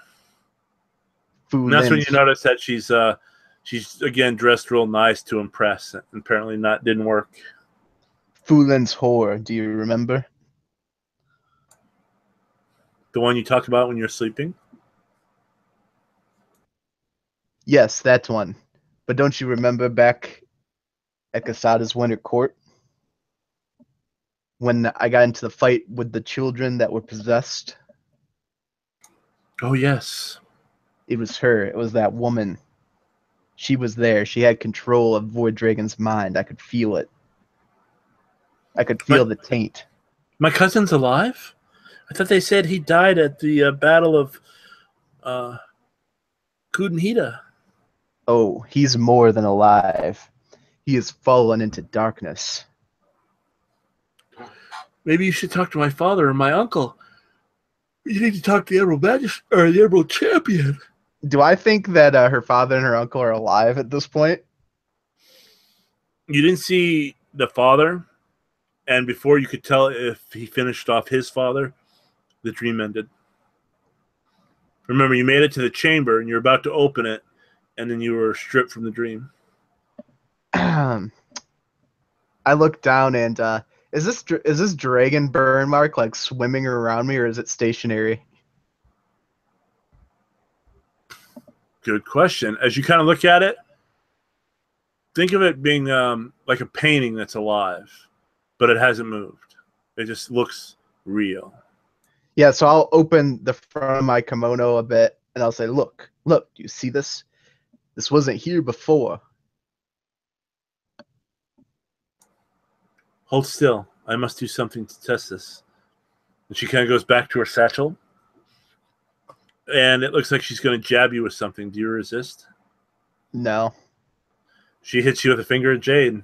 Nothing happens. Ah, don't do that. That tickles. Just had a check. Just checking.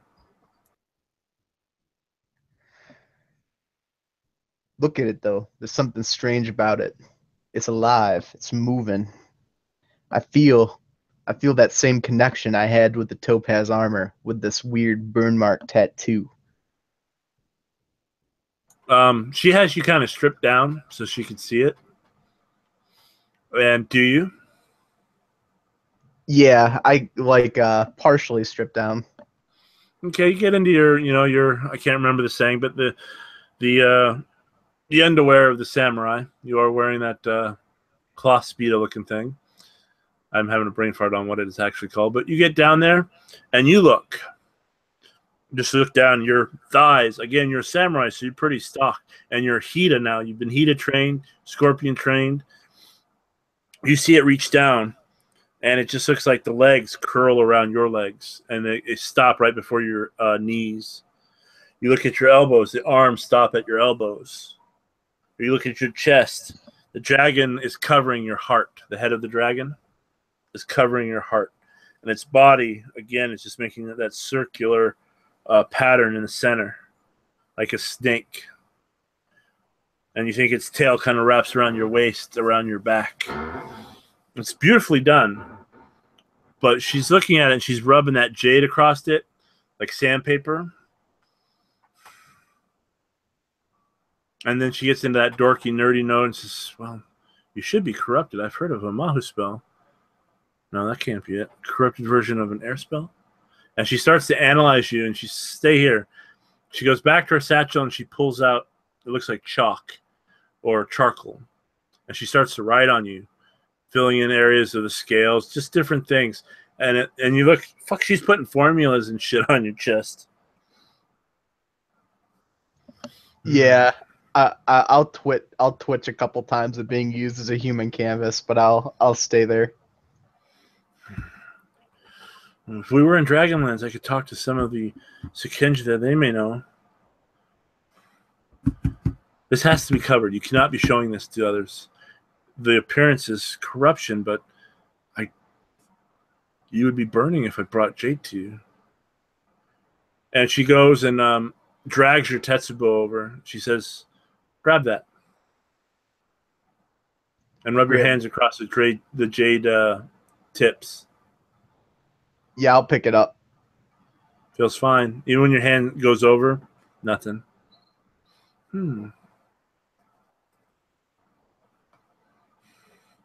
Okay.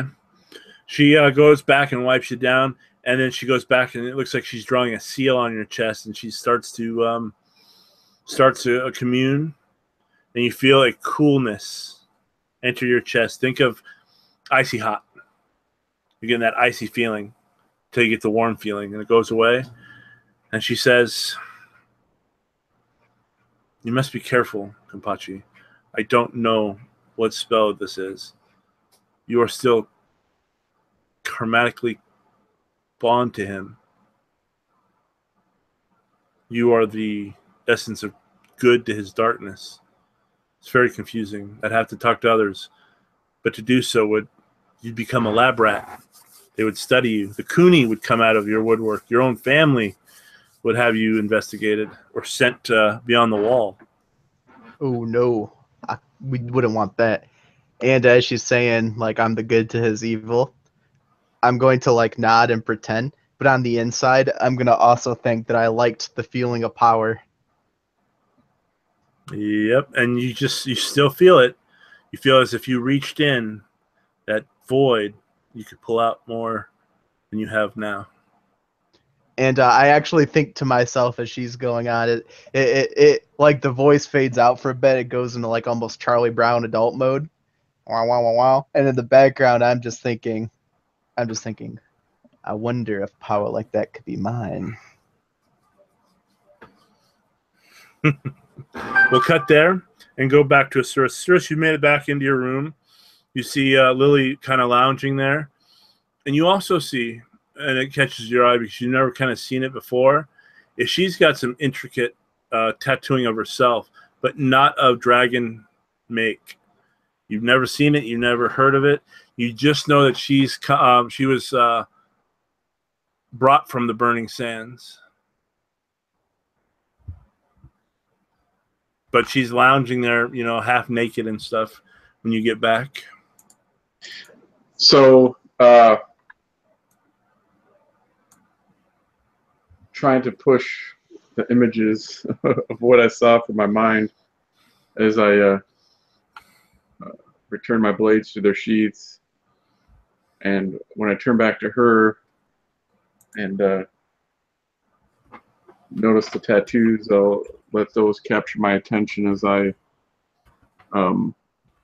begin looking her over with interest, trying to take in the images, and I'll ask her about them, of what they are, what the meaning of them are. She turns to you, and it looks like she's going to cover up and says, from where I come from, it is a long, long distance here, beyond your empire.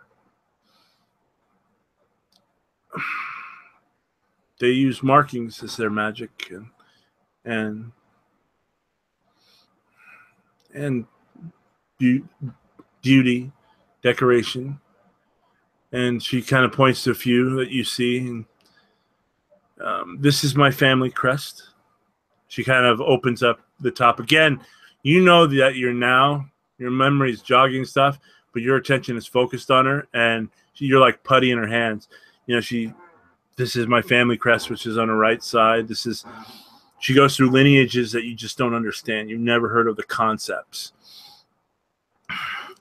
And she reaches out for you, trying to bring you back down, you know, to continue what you guys were doing. Do you do that? Yeah, I do. I don't resist. Okay. So you're going to be spending that time, but as you guys are doing that, again, it's in height, like you're on ecstasy. It's just everything is heightened, your sense of touch, smell, and you feel that energy, you know, that extra void Role-playing wise, it's just your senses are on fire. You're being kind of overwhelmed, and you'll lose sight. Time has come. You do this for the remaining probably 2 hours. You've got probably less than 20 minutes to get to whatever you decide to do. And you realize this. She reminds you. She pulls you out of that pool of ecstasy. And you almost don't want to go leave, but she kind of pushes you away a little bit. And if you want her to, she helps you get dressed. You feel refreshed. You never do the deed, but you're very close. It's a lot of teasing and whatnot, a lot of foreplay. But she dresses you, helps you get dressed. How do you dress yourselves? You have new kimonos. You have new furniture. It looks like they decked the shit out of your guys' warehouse. And you think your sister spent your money, her money, probably mom and daddy's money, and whatever she could get out of your pension or out of your job. And you know as you're getting dressed that that's going to bite you in the ass sometime.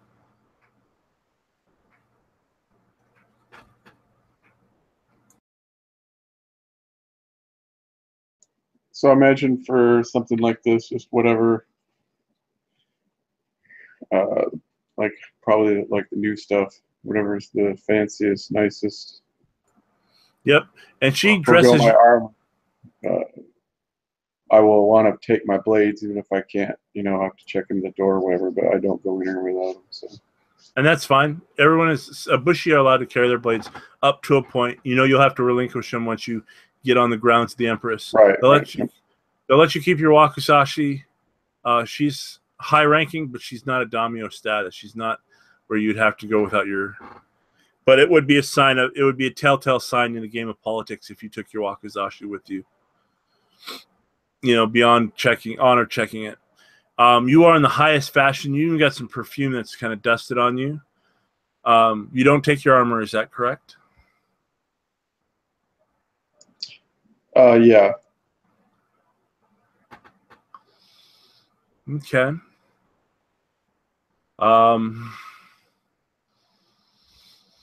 You are ready to go. What about you, Kenpachi? What are you going to be doing? Kenpachi will get ready.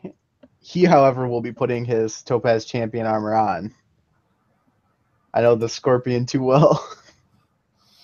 Okay.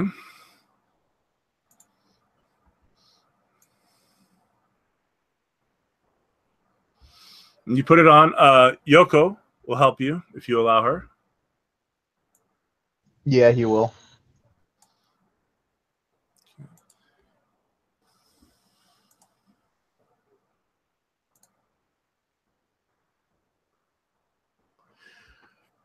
What else are you going to be presenting? You guys got to provide gifts. What will you bring? Do I have because at one point I think it was in at Casada's Winter Court, I bought like tons of insult gifts.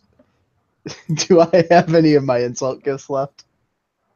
Yes.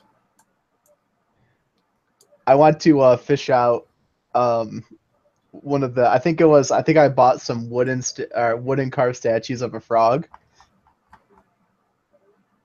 I want to gift one of those. Not that I think it'll straight up be an insult, but I think it'll be intriguing. Okay. You do it. It's not a problem. That's what you have. What gift will you be bringing? Cirrus?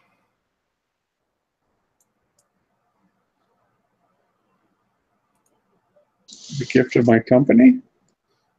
That wouldn't be a gift you could give to your host.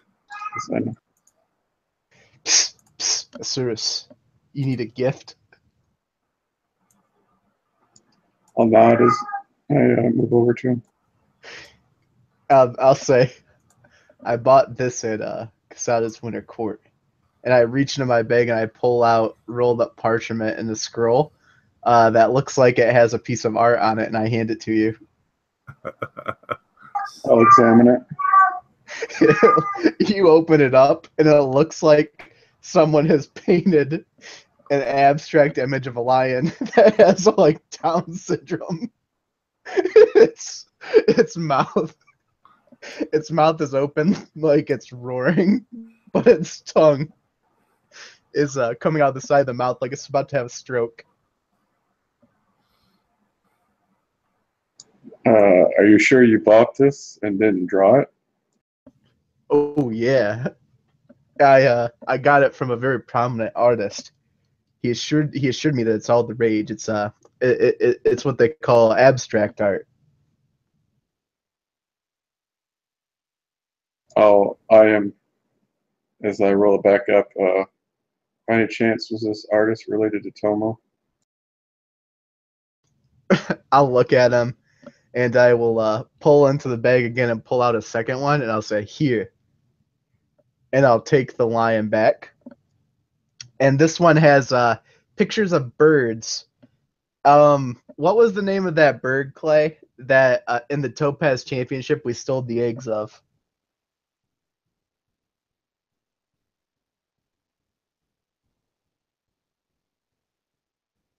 From like way, way back. Because I actually, when we were there at the championship, I actually had a local artist draw pictures of the birds for me.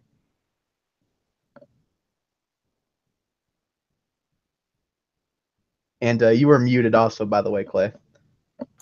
An ooey bird. It's like a crane-like bird. Yeah.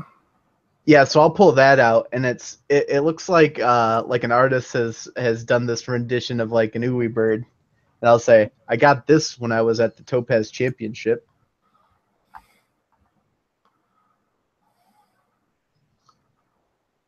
Very well. Thank you. You can see too, like it's strange. There's almost like an enthusiasm radiating out of the picture. Like whoever drew this had gotten really, really riled up and impassioned.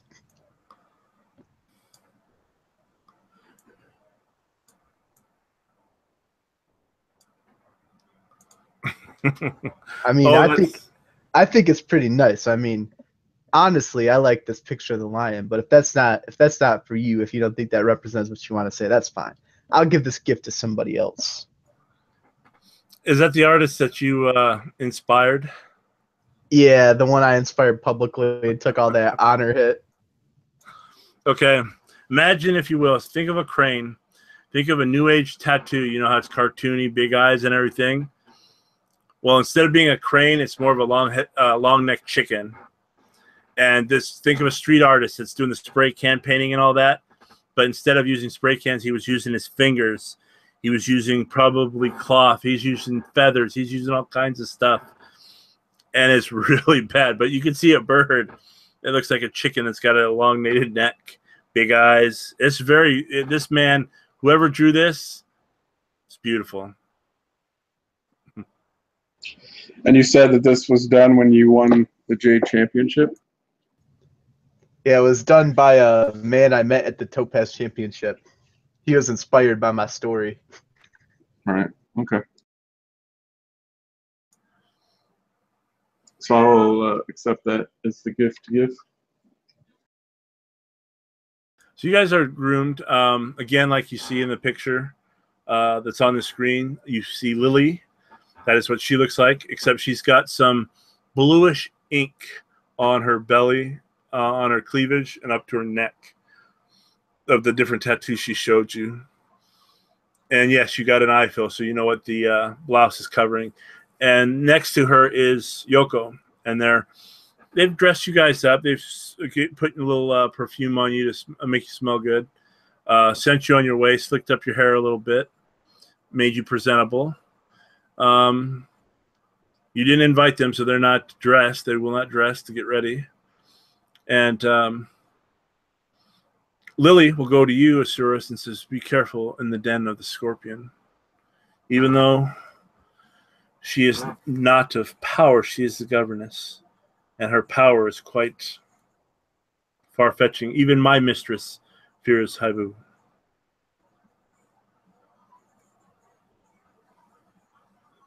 I will be careful.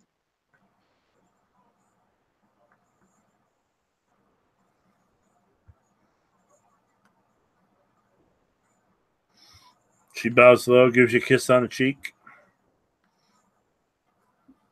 She is of the Shishiro family, as is my mistress.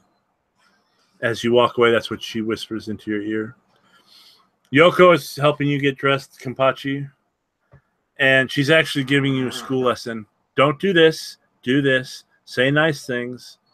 Did you show the gift that you're going to give? Yeah, actually, pretty proud of myself. I'll say, hey, Yoko, look at this. I got this back at Casadas Winter Court. It's a hand-carved wooden frog statue, huh? May I see it, Kenpachi-san? Yeah, I'll hold it out like it's some kind of treasure. She reaches for it. What do you do? Her hands are getting close. What are you going to do? I'll let her take the frog statue. I'll say, hey, it's good, right? Because it's like that parable with the scorpion and the frog. She looks at it, and just like kind of in the picture, think of that's kind of the little garden you guys got in back. She tosses it behind her. Hey, say what? That was a priceless artifact. What are you doing, Yoko? As she pulls out of her robes, a small box. It's an ornate box, and inside you hear the chirping of a cricket. She gives that to you. Do not shake it. You see it's got little kanji written on it, and it says Lucky Cricket. It also has birds and flowers and blossoms around it. It's a Lucky Cricket cage. I hear that our governess is fond of the sound of crickets. And she hands that to you. I have a very upset look on my face. I say, so you're saying the frog's not a good idea?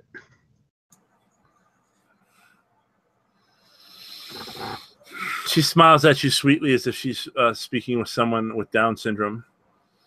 No, it is not a good idea. You would have insulted the governess. I hope that wasn't your intention. Oh, dear heavens me, no. I want the governess to like us. I'll give her a cricket. Please don't smash him. His name is Rue. She hands it over to you.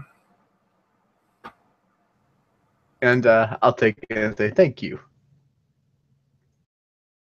She bows low to you. Please enjoy your time. Brother, please watch out for Kenpachi. And what is your gift? She looks at that gift, and she doesn't say anything. But you know that she's smirking as she walks away.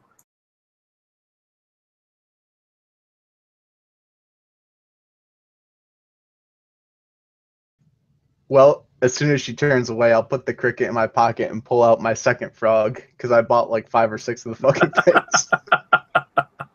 I gotta write that down. Really good to learn. And I'll smile as Cyrus probably sees me do it.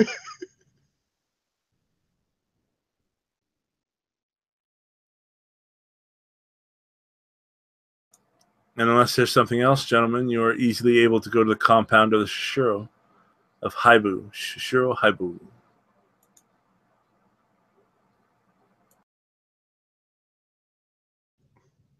I'm ready.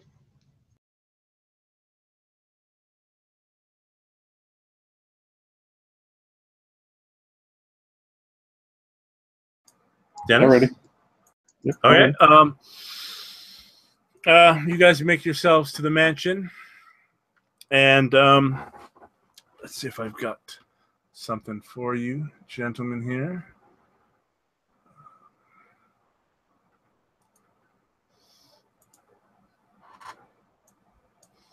One second.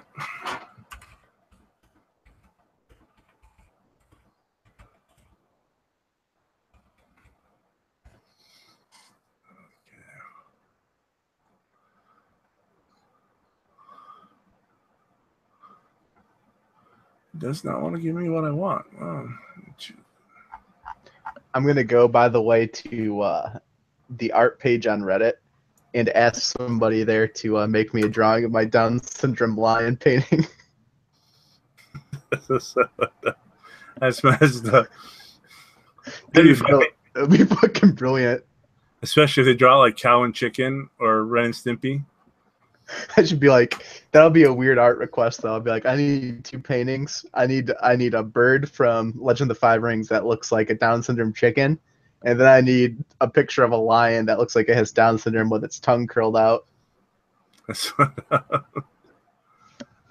Okay, let me find this page. It doesn't want to show me.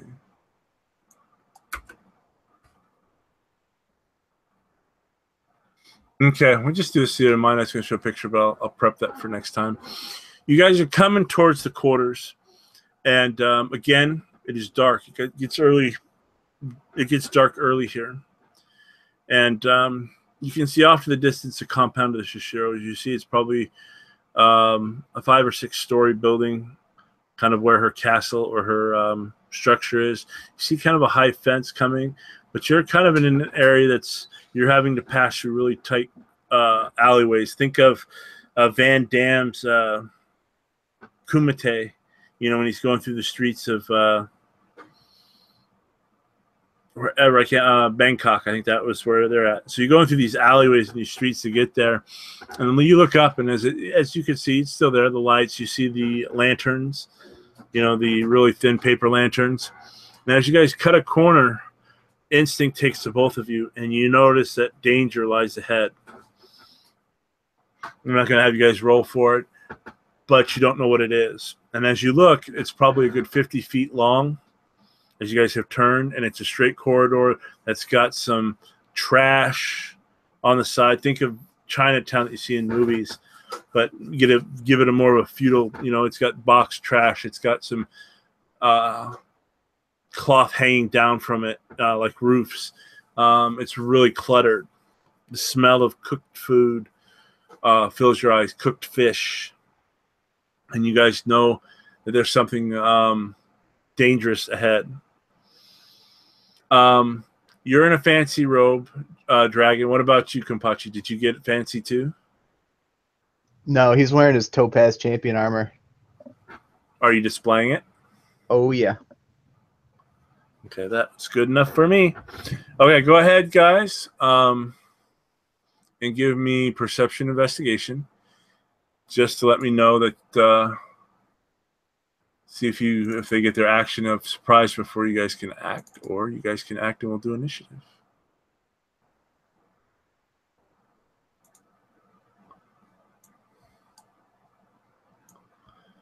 And raises will give no need raises. You just need a 10 of. What are we rolling again? I'm sorry. Investigation, perception, investigation. As you guys are walking down this alley, you're about a third of the way down. And that's when your danger sense, your samurai instincts kick in. I got a 32. Okay.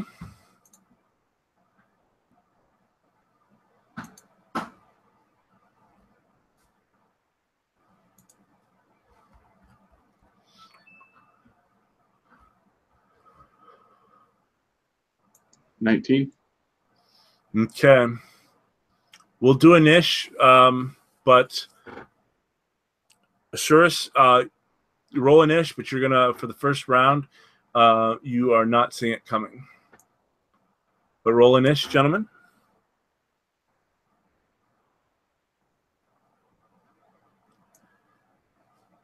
And that's your rank and reflexes. Keep your reflexes or any school ability that you have. Remember, if you guys want to increase your initiative score, you can spend a void point. That'll raise it by 10. Or you can exchange your initiative for a void point with a willing target for the rest of the encounter. I got a 52. Okay. Void Dragon, or not Void Dragon, but Asurus. 33. 3352. Okay, so what's going to happen is I'm going to let you respond to this. As your investigation appears, you see a man, possibly a young boy or an older boy. He's kind of leans his back against the. You're going down the hallway. On the left side of the hallway, you've got different stalls and things that people would probably put up here to catch trash or to sell. And you see a young man kind of about ready to throw some kind of object down your guys' way. You can respond, Kampachi, since you have it. This round, you are caught surprise, Asurus. So his arm's back like he's going to throw an object? Yep. And it's at us. It looks like it's going to be at you, yep. I will battle stance. I will run into him and grab him with the secret art of jiu-jitsu. Okay. And prepare to toss him into something that will do him a lot of damage. Okay, you can toss him into the cart that's there, into the wall, whatever you want to do. Ooh, the cart. I like that. I want to toss him into like the wheel of the cart. Okay. Okay, so 5K4. I will do 2 raises. Okay, for what damage? How much will it take to like knock him down and like disorient him off of the throw? 2 raises. I'll do that. So 4. Let's see what my pool is for. Okay. Oh baby, oh baby. 3, 52, 57. Ooh, you've got him. So it does normal damage, and he's prone. Okay, so for jiu-jitsu, what's damage? It's your strength. With no modifier, right? No mod. It starts off strength, no mod. You're just rolling straight, keep strength. Okay. So I'm rolling 3K3. Ooh, I actually got an explosion. That's a double explosion. Uh-oh. This boy might have had a short-lived life. I just did 34 damage. Okay. Now describe. Now, when you throw him prone, because you knocked him down, do you want him to be on his back, his side, his stomach? Again, when you're prone in this way, you cannot attack, move, or defend himself at full effect. I want him to go face down after I toss him into the wheel. Okay. And you rolled your damage. As you kind of just go ahead and describe. You've done enough to kill him. Go ahead and describe what happens. So his arm comes out. I come charging in really low to the ground. His arm is outreached like he's throwing something down. I turn and grab it, lift him over my shoulder, pivot, hurl him at the cart as I duck. He goes flying. His neck hits the spoke. You hear a crunch. He goes flying over the side. His lower back smacks into like the lid of the actual cart. There's a crack. And then he rolls off, and the cart goes flying into the side of the wall, and a piece of it breaks off. And he rolls a couple times and goes limp. So what did you do with the object that was in his hand? Did you grabbed that, yeah? Yeah, I would take it from him. Okay. Since you grabbed it, it's his turn. Give me 2K1 and tell me what you get. I'm going to let you roll this. 10s do explode.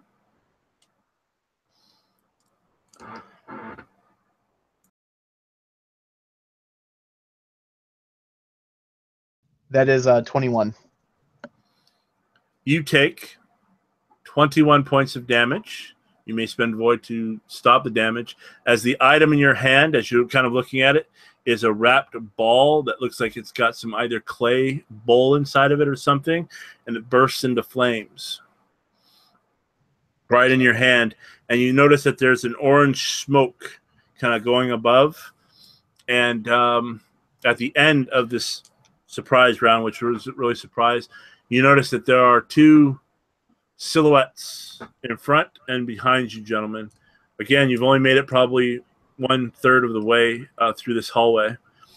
You see the damage of the blood. Your hand is just inflamed, hurts so much. Unless you spent the void to take away some of the damage. How much will a void reduce it? By 10. Yeah, I'll reduce it. I'll spend a void and reduce it, so I take 1 point of damage. Because my armor TN is a 10 as well, or my reduction is a 10 as well from the topaz. Oh yeah, I forgot about that.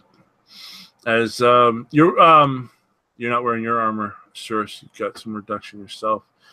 Okay, we're back on top. It is it'll be Kenpachi, Asuras, and them. What do you want to do, Kenpachi? Remember, your hand is on flame, and it's kind of dying down. Oh, you only spent 1. The flame is kind of sizzled out on your gauntlet. Is the boy dead, by the way? The boy is really dead.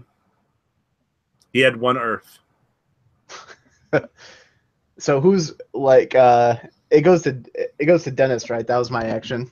No, Dennis didn't make the spot check of the boy, and he responded. So what happens at the end? These men, because the flare goes off, the end of the surprise round, they pop in. So basically, now we're starting the actual first round of combat. I got you. What do the 2 men look like? Thugs. Think of they've got the white bandage wrapped around their heads. Some are missing teeth. One's got what appears to be a homemade naginata.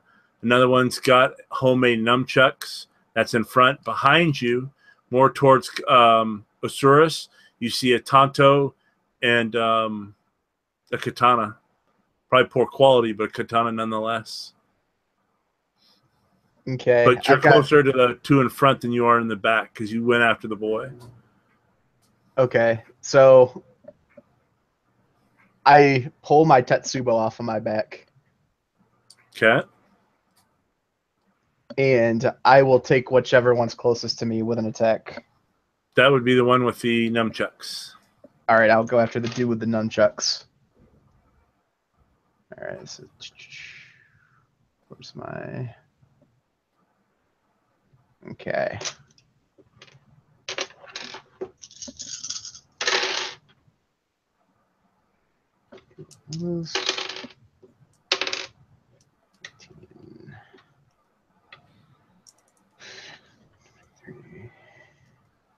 All right, so I got a 36. It's enough to hit him. All right. Yeah, my attack pool with the Jade Tetsubo is not that impressive. All right, 3, 6. Okay, the damage is a lot better, though.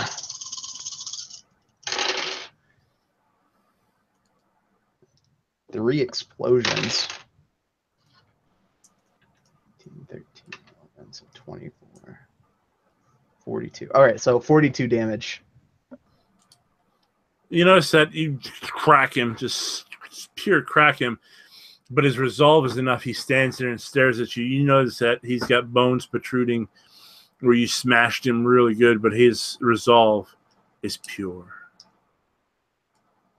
He spent a void to take some of the damage. Yeah, so I'll get him too, like right upside the ribs. Like I go for a chest shot with it, catch him in the side of the ribs, and then I'll queue up with it and stand in front of him waiting to receive an attack. Sounds good, Asuras. You see all this. What do you do?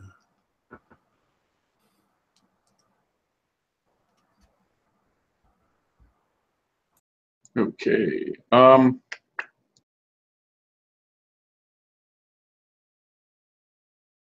So, because of my fighting style, I get 2 attacks. Correct? Can I split those between the 2 guys that are behind us? Yes, you can.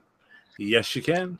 And I can use raises to increase the damage. Correct. Every raise that you do will add an unkept die.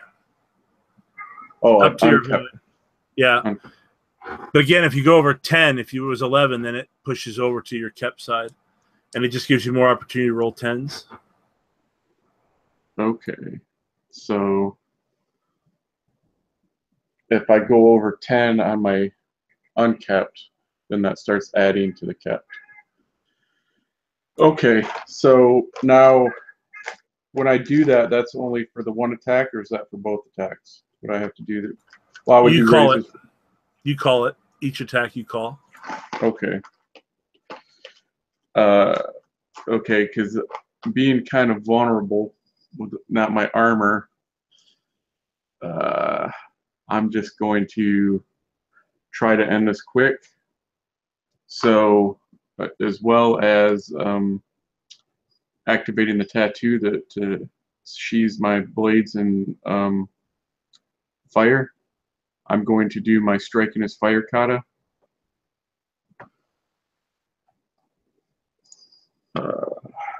And I want to do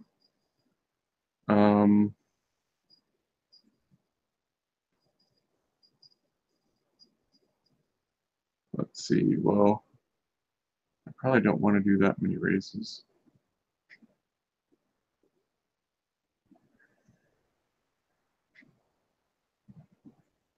I guess for this first one, like each raise raises the target number by 5, correct?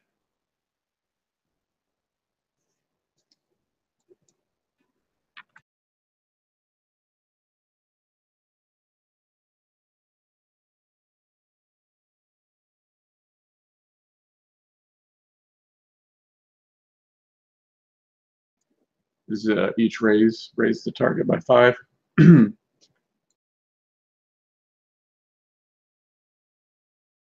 Sorry about that. You hit.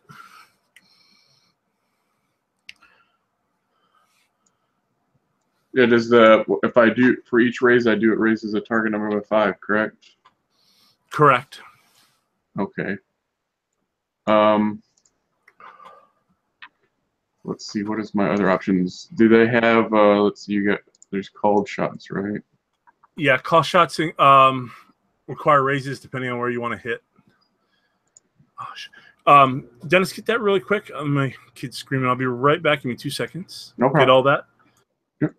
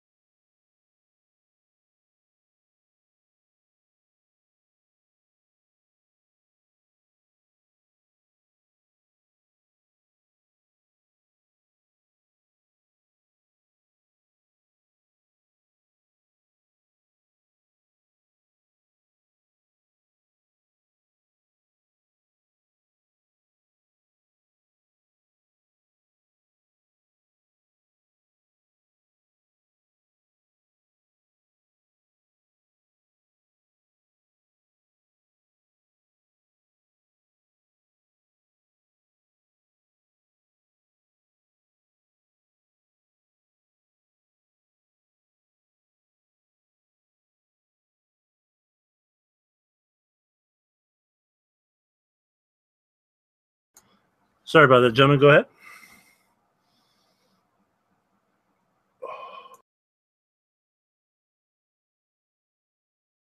So I want to do, let's see,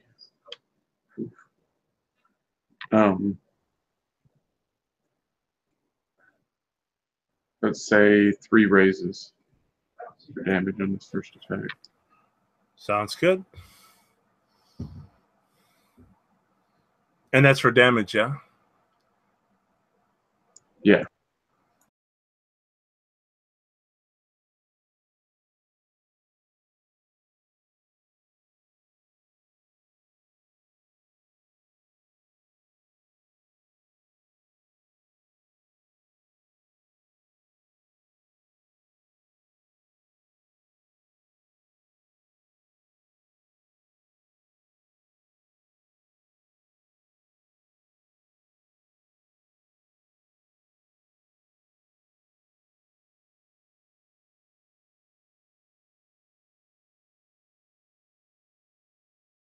Go ahead. Yeah, I'm just adding up my roll here. Oh, okay. Sorry about that.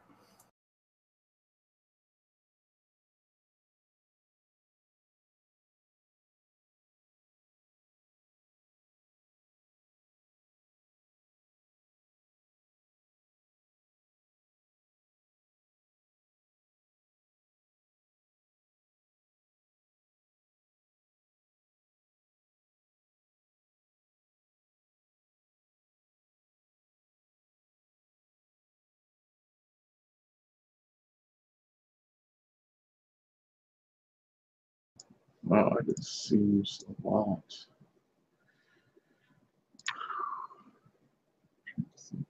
Oh, it's like a 3. Okay, that's why. Because then it goes to you.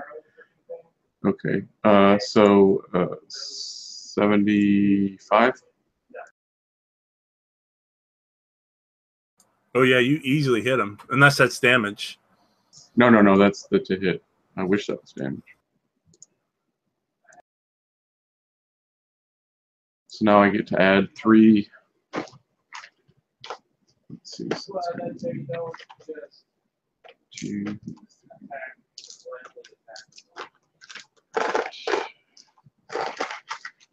I'll let you add that up, Dennis. My kid's yelling again. 1 second. Add that up and make your second attack.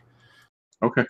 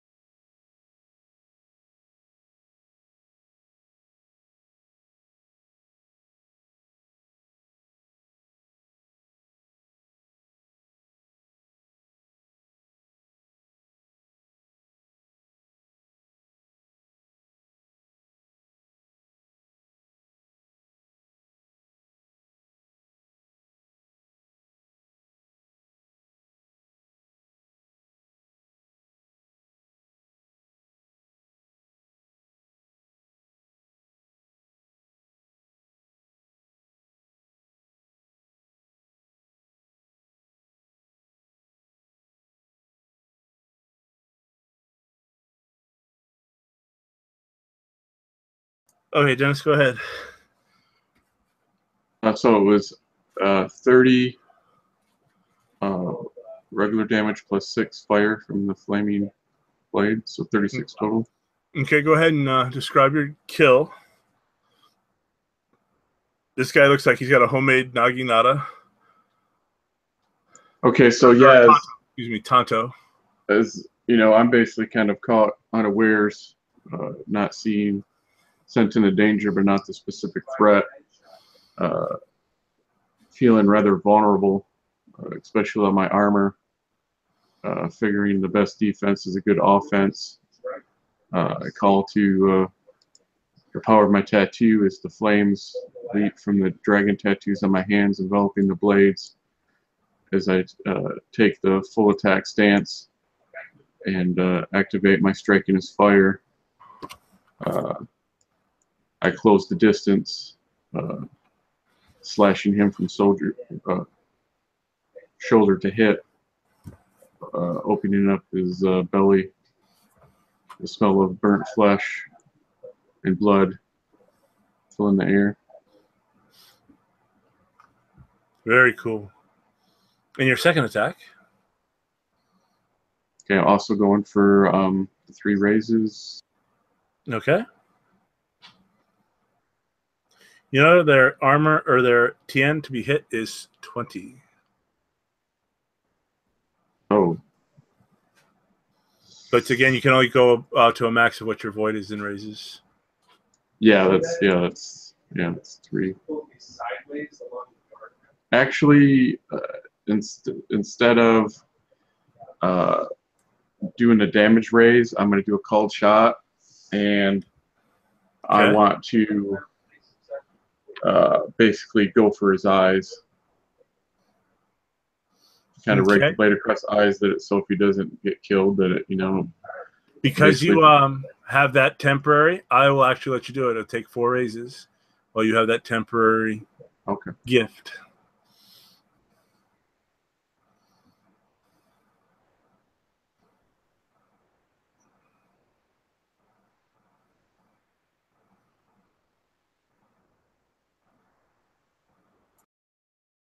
So 67. You wail him. You hit where you want, right in his eyes.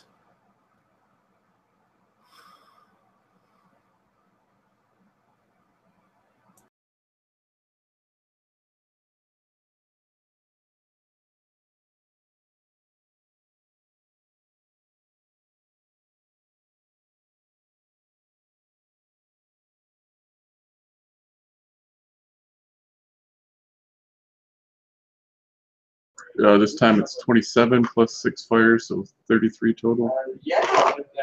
Again, you kill him. You describe your kill. Again, these are boys. As you cut him down. So basically, yeah, I was striking for the eyes, but in the grips of my fury and the fire, I strike deeper, basically cleaving through his head at eye level. The flame of the blades sealing each side of the half of the skull as the top half goes flying off. Sweet. His body crumbles down onto his partner. His kimonos kind of catch on fire, and you've kind of got a small little fire going with their kimono starting to flare up. On the other end of the alley, you have the one. He's got that Tetsubo into his side, just crushing himself. He has no more void, and he crumbles. But what he is going to try to do as he goes down, because this is going to knock him out, he's going to try to lay on top of the Tetsubo to rip it from your hands. So I will need to do a Jujitsu move. And he will try to disarm.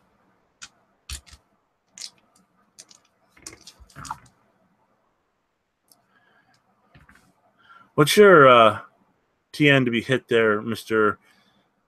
Ida Scorpion Hida Man? It is 35 because I'm higher on an ish. Okay. He's out of void. He's done.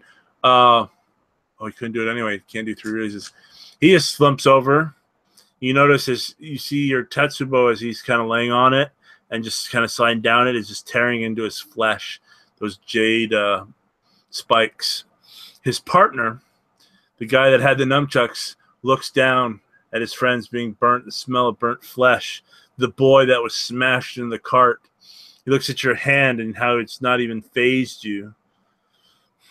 Kind of like a suicide bomber. You think these guys are just almost fanatical in what they want, but the man's eyes clear, and he says, Ida-sama. And he throws himself down. He's not kneeling. He's on his face. He's like belly flopped right onto the ground, taking damage. Throws his nunchucks as far as he can away from you. Ida-sama, Watchful did not pay me enough to do this. You are too powerful for me and my gang of fire brats. Please do not kill me. What was that name he said? Watchful. Watchful. Oh, that son of a biatch. Okay. I will say, I'll take the Tetsubo and like bring it down beside him, but not hit him with it. You know he's looking at it. You know from his peripheral vision is looking at that thing. He just on his face. I mean, his face is kissing the floor. And I'll say, why did she pay you? Why does she want us dead?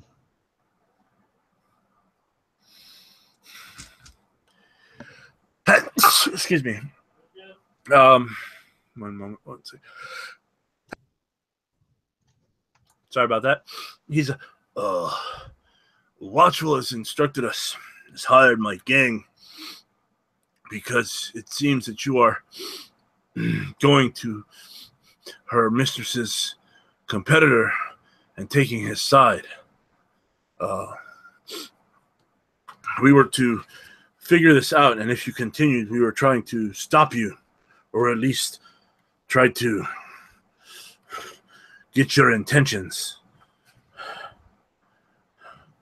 Watchful, you went to Otaro, is where you're going. Yoshiro Otaro's. She said for us to watch and intervene if you were going there. I am sorry, Hidesama. I am sorry, Miyamoto Asuras, he screams. Our plan is to continue the investigation. We'll go meet with the governess. Get out of my sight. He drags his forehead along the ground until he's about 10 feet from you. You look at him, he's got a missing tooth or two, but his forehead is all scraped on the ground. Is he trying to go by me? No, he was where he sees his burning friends. He was in the front with the other guy. Right, yeah. Yeah. So he just kind of backs away, and for a moment he gets far enough where you can't really see him in all the lanterns and different things, and then he takes a side alley out of that 50 feet. And you hear him as he runs off.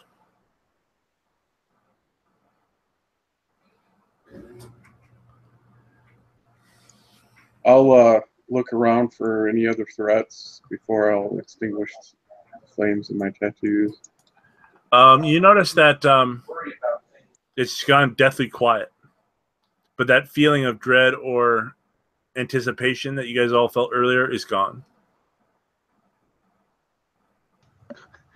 Yeah, my shoulders will slouch and I'll turn to Asuras and I'll say, well, be honest with me. What did you think about that jiu-jitsu? Pretty good, huh? I'll, relaxing now that I'm not sensing any further danger, I'll smirk as I give my blades a fancy twirl, the flames extinguishing as I sheathe them. And I'll nod and say, not too bad. Maybe next time you can try it against a full-grown man. I'll do a stupid-looking kung fu move. Like, I'll stick my foot out and bring my hands up, crouching hand dragon style, and I'll say, behold, that was the jiu-jitsu that won me the Topaz Championship, and also caused me to be universally hated and respected by the lion.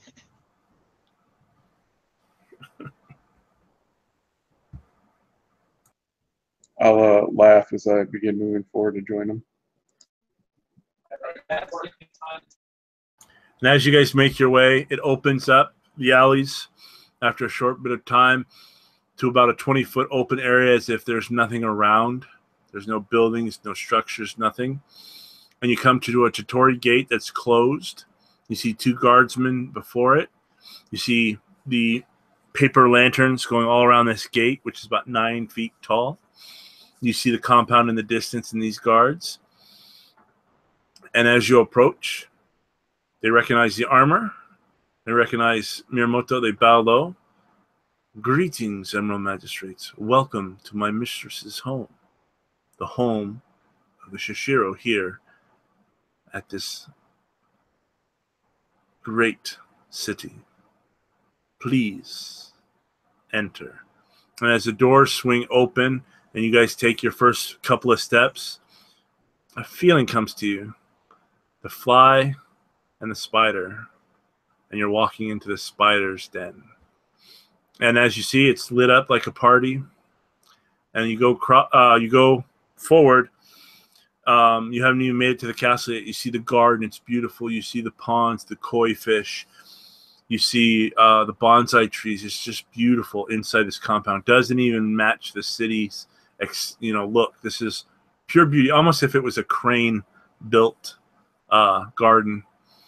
And again, that just feeling that you guys are entering, the fly and the spider. And you're getting caught in the webs. Can you navigate them? And off to the distance, you see two double doors open, and you see a beautiful elderly woman. You see the silver stripes in her hair as it's in a bun.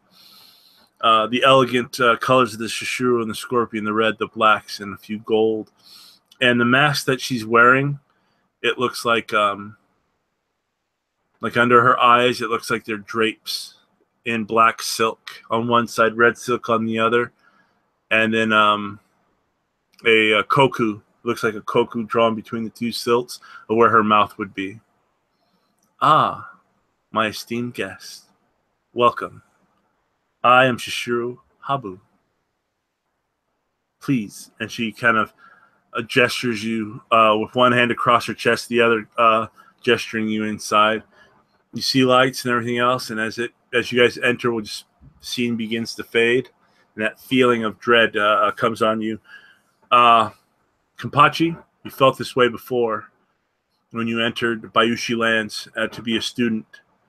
But this is more sinister, there are more shadows here. It's more covered, you get, more concealed. Asuris, you've been to places like this and parties like this with your family. It's no big deal. It's just a scorpion shindig.